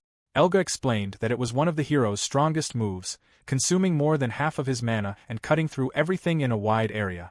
Even without support magic, it would erase everything nearby, including the wyvern and their own party. Lorelei was horrified. She shouted that the forest was a valuable resource for the kingdom and that destroying it would cause serious consequences. However, her words stopped abruptly when a massive creature suddenly flew up into the sky. Looking up, she realized that it was the wyvern. Lorelei panicked when she saw the wyvern and realized what was about to happen. She believed they were all doomed and tried to get everyone to stop Vivia and prepare to deal with the situation. However, Palala cut her off in confusion, not understanding why Lorelei was so frantic. Elga suddenly realized the danger and shouted that they needed to run for their lives. Without hesitation, Palala and the others sprinted away, leaving Lorelei behind in shock. At the same time, Vivia screamed again and unleashed the final sword. Lorelei stood frozen, unable to believe that this was supposed to be the hero's party. After the chaos ended, all of them were taken to jail. Inside the cell, Vivia raged, demanding to be released and questioning whether this was how a hero was treated. The guards silenced him and called him a criminal, which stunned Vivia. He protested, saying that the kingdom had asked them to defeat the wyverns, yet instead of being thanked, they were being locked up. The guard sarcastically thanked him and explained that the lake in Edcock Forest was one of the kingdom's most important resources. Destroying it just to kill a single wyvern was completely unreasonable. The guard added that many adventurers passed through that forest every day, and it was a miracle no one had been killed. If there had been casualties, Vivia would have been charged with murder. The guard also mentioned that he had heard about Vivia abandoning his allies before and told him to reflect on his actions while awaiting punishment. Vivia dismissed the guard's words, telling himself to let them talk. At that moment, Lorelei raised her hand and politely asked to speak. She explained that she had nothing to do with the destruction of the forest. In fact, she had tried to reduce the damage caused by Vivia's out-of-control attack, and if not for her efforts, the destruction would have been far worse. Vivia angrily accused Lorelei of trying to save herself. The guard checked the records and noted that Lorelei was not even registered as a member of the party. Vivia hurriedly explained that she had only joined that day, so it had not been updated yet. Without hesitation, Lorelei told the guard that she barely knew the others. This infuriated Vivia. The guard then scolded the rest of the party, accusing them of being shameless for abandoning their friend to save themselves. Palala tearfully claimed that she had also risked her life trying to stop the hero. Delia, with tears in her eyes, said she had done the same, but Vivia had been too powerful, so all she could do was try to reduce the number of casualties. Elga agreed, saying they had all done their best. Basta briefly confirmed this as well. Hearing everyone speak against him, Vivia was left speechless, unable to understand what had come over them. The guard concluded that since the other party members were injured while trying to stop the hero, the only one who should be imprisoned was Vivia himself. Everyone immediately agreed. Vivia shook with rage, cursing them all in his mind. The guard accepted their statements and decided that, given the circumstances, the hero alone would be held responsible for the incident. Vivia gasped in disbelief. Delia told him to accept his punishment. Elga said that although they would be free, they would be waiting outside. Palala reminded him to reflect on what he had done. Basta simply said goodbye. Lorelei smiled at Vivia and wished him well as she left. Vivia, filled with anger, swore in his heart that he would never forgive the others. Before anything else could happen, a calm voice suddenly came from outside the cell, questioning what all the noise was about. The guard turned around and froze in shock.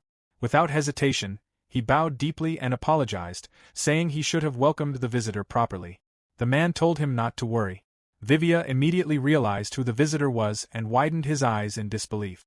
Standing before them was Werdok, the Chancellor of the Granheim Kingdom. The Chancellor greeted the members of the heroes' party and expressed his pleasure at meeting them, even though it was their first encounter. Palala and Lorelei were stunned that someone so important had appeared in such a place. The Chancellor calmly explained that he happened to be nearby on official business and that their imprisonment seemed to be a mistake. He ordered the guard to release them immediately. The guard hesitated, mentioning the ongoing investigation and suggesting at least keeping the hero detained. The Chancellor repeated his command firmly, leaving no room for argument. The guard quickly obeyed and opened the cell. Everyone stepped out in confusion. The Chancellor then addressed Vivia directly, calling him the hero chosen by the Holy Sword and saying there was something important he wanted to discuss. He added that he did not wish to talk in such a place and suggested continuing the conversation over a meal. Vivia's mood instantly brightened at the thought. The Chancellor laughed lightly and assured him that a grand feast had already been prepared at the royal capital for him and his party. Elsewhere, Ariake and his group arrived at the town of Olden. Colette was amazed by how beautiful the town looked. Suddenly, water splashed over Ariake, soaking him. An elderly woman apologized, explaining that she had been watering her flowers and got carried away.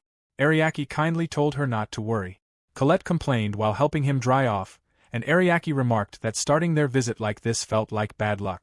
Deep down, he felt uneasy and hoped nothing bad had happened to Vivia.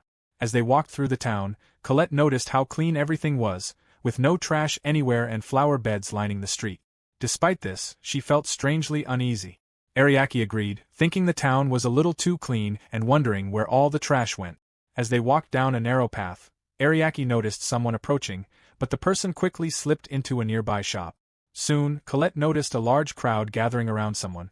Suddenly, people rushed forward in excitement, shouting the name of Lord Heinrich. Colette and the others were pushed into the middle of the crowd, completely surrounded. Ariake managed to slip out and found himself face to face with Heinrich. Heinrich noticed him and briefly questioned his presence, then quickly dismissed him as an ordinary traveler. He proudly announced that he would soon give a speech about a new policy to keep the city beautiful. For a moment, Heinrich felt as though he had seen Ariake somewhere before, but he brushed the thought aside and turned back to the crowd. After Heinrich moved on, Colette angrily complained about his arrogant attitude. Ariake responded calmly, saying he was actually curious. With a slight smirk, he suggested they stay and listen to what this so-called beautiful policy really was. In Chapter 19, Heinrich stood before the crowd and praised the people of the city. He thanked them for their hard work and loyalty and said he was proud of them. The crowd responded with loud cheers, admiring him and calling him compassionate and amazing. Colette felt overwhelmed by the noise, while Ariake calmly observed that such admiration was expected for a young noble like Heinrich. After the crowd settled down, Heinrich spoke again and claimed that the peace of the city was being threatened.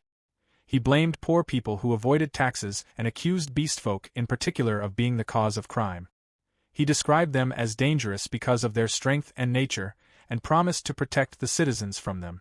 He declared that the slums would be cleaned up and that crackdowns on beastfolk would increase. The crowd cheered enthusiastically and demanded protection from those they saw as enemies. Watching this, Ariake realized that beastfolk were being treated as villains in the city. Colette quietly worried that people like her could be attacked simply for being dragonfolk. Heinrich then announced that he would listen to appeals from city representatives. The first representative was the district chief of Saintess. The old man stepped forward and tried to explain that theft had increased in his district and that he needed help. A guard repeatedly interrupted him, telling him to handle it himself and calling the issue trivial. Heinrich stopped the guard and claimed that no problem of his people was too small and that he only wanted peace for the city. The guard apologized, praising Heinrich's generosity, which made it clear to some observers that it was all part of a performance. Heinrich then pointed out that Saintess had many low-class beastfolk and suggested that they were obviously the thieves. He claimed they were taking over the district and insisted that removing them was the solution. The district chief hesitated, explaining that Saintess relied on beastfolk labor for its industrial work. Heinrich accused him of trying to profit from criminals and declared that the city must stop depending on such labor. He ended by calling for the complete removal of all beastfolk.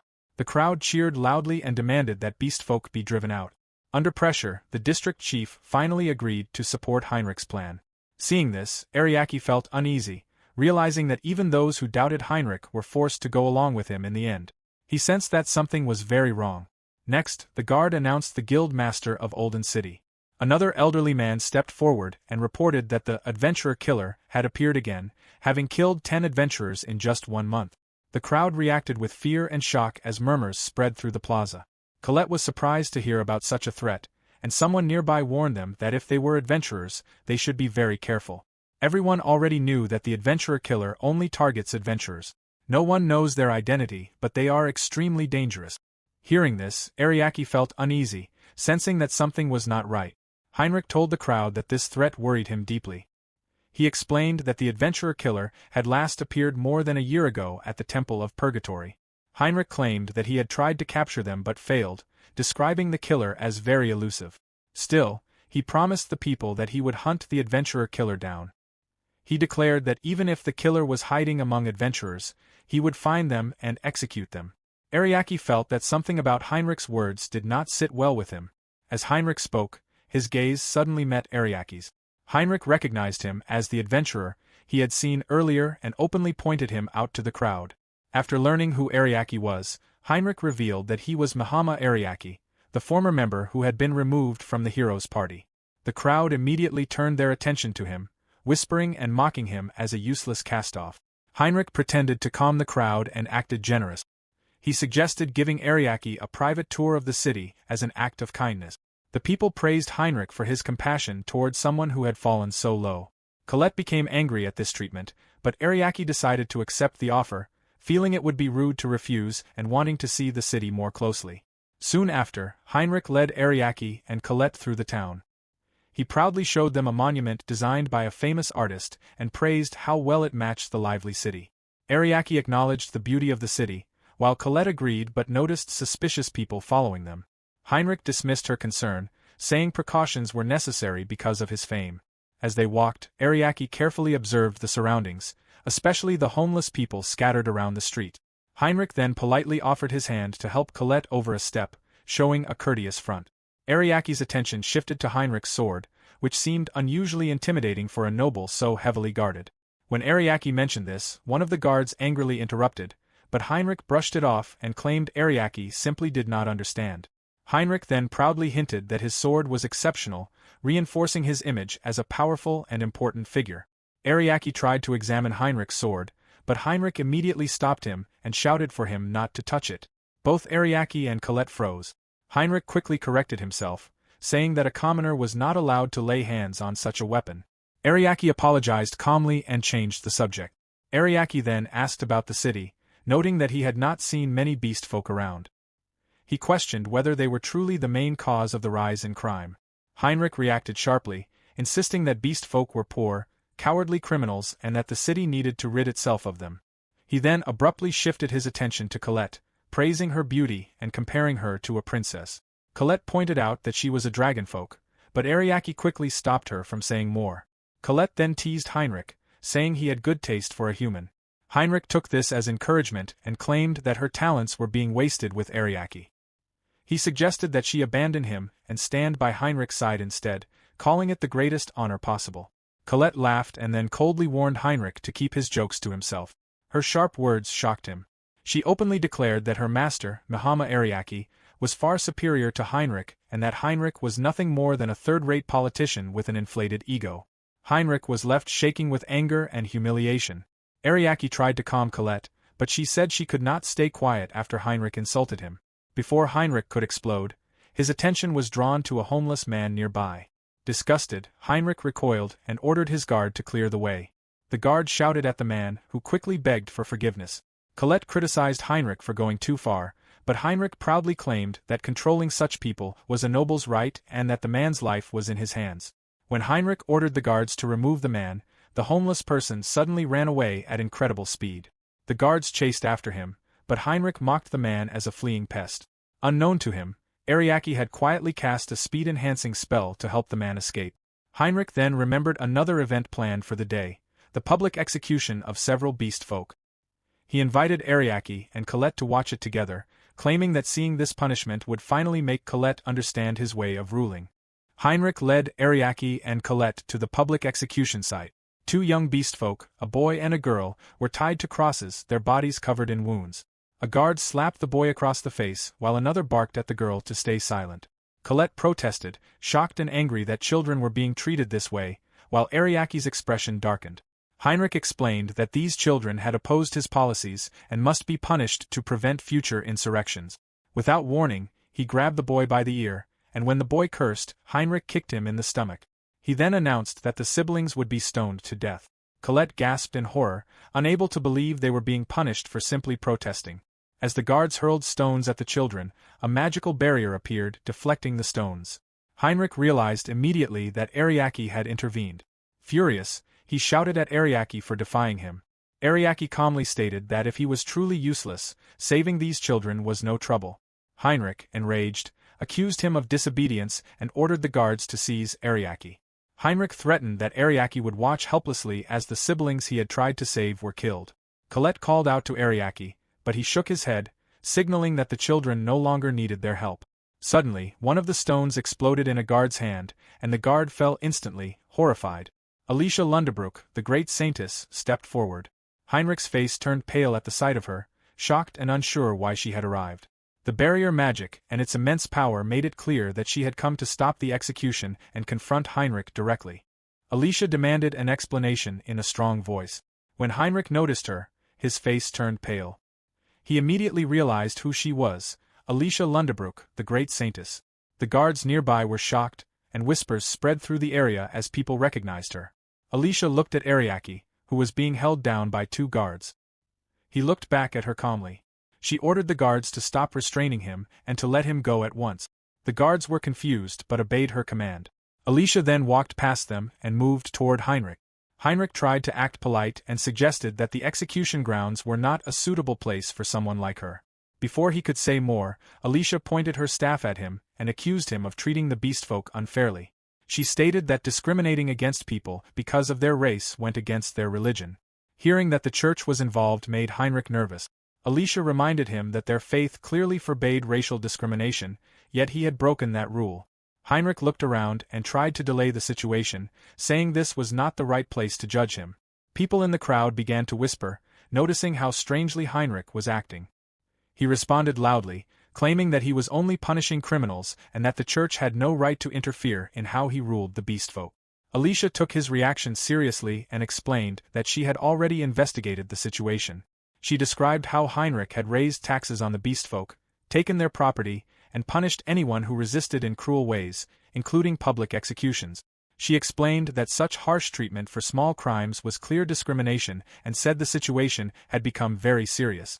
As the great Saintess of the Bridget Church, Alicia officially recommended that Heinrich be excommunicated, meaning he would be cast out of the church. The crowd was shocked by this announcement. People whispered in disbelief, knowing how serious excommunication was. Watching everything happen, Colette quietly commented on how emotional everyone had become. Ariake explained that Brigitism was the state religion, followed by almost everyone in the country. Because of this, the church held great power. If Heinrich were excommunicated, he would lose all his authority. Realizing he had no choice, Heinrich quickly took back his earlier claims and ordered the guards to free the beastfolk prisoners. The guards immediately released the children. Relief spread through them as siblings rushed toward each other, happy to be reunited. The young girl cried as she hugged her brother tightly, unable to hold back her emotions. Alicia walked toward them, relieved that she had arrived in time. The two children immediately recognized her as the great Saintess. Without wasting a moment, Alicia healed their injuries, using her power to ease their pain. She reassured them that everything would be fine and that they would soon feel better. The children thanked her with grateful smiles. As Alicia finished, she noticed Heinrich trying to quietly leave the area. She stopped him at once, pointing out that he had not yet apologized to the two children. Heinrich reacted in shock, unable to believe he was being told to apologize. Alicia warned him that if he refused to repent, she would have no choice but to excommunicate him after all. Heinrich froze, his body trembling, and could not find the words to respond. Forced into a corner, Heinrich turned toward the two beastfolk children and apologized to them. Alicia accepted this and then demanded that he apologize to Ariake as well. Heinrich was stunned, but Alicia explained that if the children had been executed, Heinrich would have certainly been excommunicated. Because Ariake had protected them, Heinrich had narrowly avoided that fate. Alicia made it clear that Heinrich's treatment of Ariake was unacceptable and that he owed him an apology. Under Alicia's intense stare, Heinrich's resistance collapsed. Shaking, he finally apologized for his actions. Alicia accepted it and considered the matter settled. Ariake responded calmly, saying that as long as Heinrich truly repented, he should never repeat such actions again. The crowd watched in disbelief. Many people whispered among themselves, shocked to see Lord Heinrich bow his head to someone as powerless as Ariake. Others spread the news that Heinrich had even apologized to the beastfolk children. Overcome with shame and anger, Heinrich could no longer stand the situation and decided to leave. The guards quickly pushed through the crowd, ordering civilians to move aside as Heinrich departed. Watching him go, Colette felt satisfied by what had happened. Soon after, someone familiar spoke to Ariake, greeting him after a long time apart. Ariake responded warmly, saying he was glad to see her doing well. At that moment, Alicia's face turned bright red. Inside, her thoughts raced. It had been weeks since she last saw Ariake, and she was overwhelmed with happiness. She was glad she had gone after him, and couldn't help thinking that he looked even more impressive than before. As Alicia calmed down, she noticed someone standing behind Ariake. Her attention shifted to Colette, whom she studied closely. Her tone grew serious as she wondered who this cute young girl was. Colette politely introduced herself. Inside Alicia's mind, emotions exploded. She thought Colette was adorable and couldn't believe that Ariake had already teamed up with such a pretty girl. She felt flustered and unsure of herself, realizing she might end up feeling left out. Her thoughts spiraled as she compared herself to Colette's small and gentle appearance. At the same time, Colette grew nervous under Alicia's gaze. She felt overwhelmed by Alicia's beauty and powerful presence, which seemed almost inhuman. Colette remembered her master mentioning a reliable companion, but she had never imagined someone like Alicia. Unsure of what to do, she broke into a cold sweat as the tension between the two girls quietly filled the air. Ariake asked Alicia whether she was traveling alone and what had happened to the others. Alicia quickly explained that she had left Vivia's party. Ariake reacted calmly but found it interesting that the church had sent her to the same place he was. At that point, Alicia's face turned red as she admitted the truth. She had actually been following Ariake. She explained that she also had church duties, so it worked out, and since she had just left the heroes' party, she hoped to join Ariake's group instead. Ariake seemed to understand and turned to Colette, checking whether she was comfortable with Alicia joining them. Both girls reacted with surprise. Inside Colette's mind, panic began to grow. Traveling with Alicia sounded difficult, but she feared that if she acted jealous or narrow-minded, Ariake might abandon her. At the same time, Alicia's thoughts were racing. She worried that Ariake asking Colette for permission meant the two of them were already very close. Trying to calm herself, she told herself not to jump to conclusions. Seeing Colette hesitate, Alicia decided this was her chance to act. She confidently presented herself, thinking that emphasizing her title and abilities would make her useful to the group. Even as she did so, she felt embarrassed for relying on her status. To Alicia's surprise, Colette reacted with pure admiration. She was amazed by Alicia's healing abilities and was especially shocked by her power to use revival magic, something extremely rare for humans. Colette's honest excitement caught Alicia off guard, and Alicia found herself swayed by her sincerity. At the same time, Alicia felt awkward, realizing her carefully planned move had not gone as expected. However, inside Colette's mind, the situation felt far more serious. She knew that no ordinary human should be able to use both advanced healing and revival magic. Alicia seemed almost unreal, like a character from a story. Colette worried that if someone so powerful joined the party, she herself would become unnecessary. Afraid of being left behind, she desperately searched for something she could offer that Alicia could not. Gathering her courage, Colette revealed her true background. She explained that she was the youngest daughter of the Dragon King. Though she was not a healer, she was a strong fighter and possessed the ability to breathe fire. As soon as she said it, Colette felt foolish for mentioning fire, worrying that she had exposed too much while having nothing else to offer. Instead of reacting negatively, Alicia responded with genuine excitement. She was impressed and pleased to learn that Colette was one of the legendary dragon folk. Having such a powerful fighter in the party made Alicia feel safe and reassured. Hearing this, Colette's eyes lit up. Alicia saw her as a worthy party member and had no intention of pushing her aside. Relieved and overjoyed, Colette eagerly accepted Alicia as an equal companion and looked forward to adventuring together.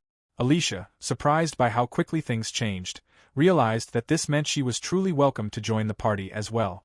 Colette smiled warmly at Alicia, feeling truly happy. Inside, Alicia felt relieved as well. Colette let out a quiet sigh, realizing that she would not be pushed out of the party. From now on, she could continue traveling with her master. At the same time, Alicia shared a similar thought, feeling thankful that she would be able to stay with Ariake. She was glad everything had worked out and that she had been accepted into the party. Watching the two girls get along so naturally, Ariake found them both stubborn in their own ways and had not been sure how things would turn out. Seeing them smile together now, he relaxed and decided there was no need to worry after all. Soon after, the two beastfolk children approached and bowed deeply to Ariake and Alicia. They expressed their deep gratitude, knowing they owed their lives to them. The boy introduced himself as How of the Dog-Eared Tribe and explained that the girl beside him was his younger sister, Anne. He wished he could do more to repay them. Ariake brushed aside the praise and made it clear that the credit belonged to Alicia. However, and insisted that Ariake was the one who had saved them from execution. Alicia added that if Ariake had not acted first, she would never have arrived in time.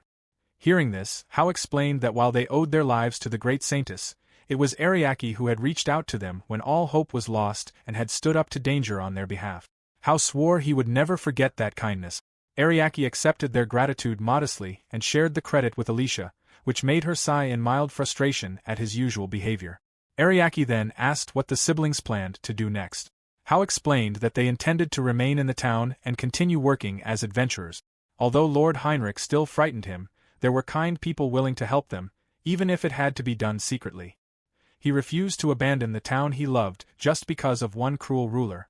Alicia explained that Heinrich had only recently inherited his title after his father's death, which was why the church had taken so long to respond to his mistreatment of the beastfolk. Ariake quietly acknowledged this. Alicia reassured them that Heinrich would be punished for his actions and that the church would closely watch him from now on. Hearing this, the siblings were filled with hope.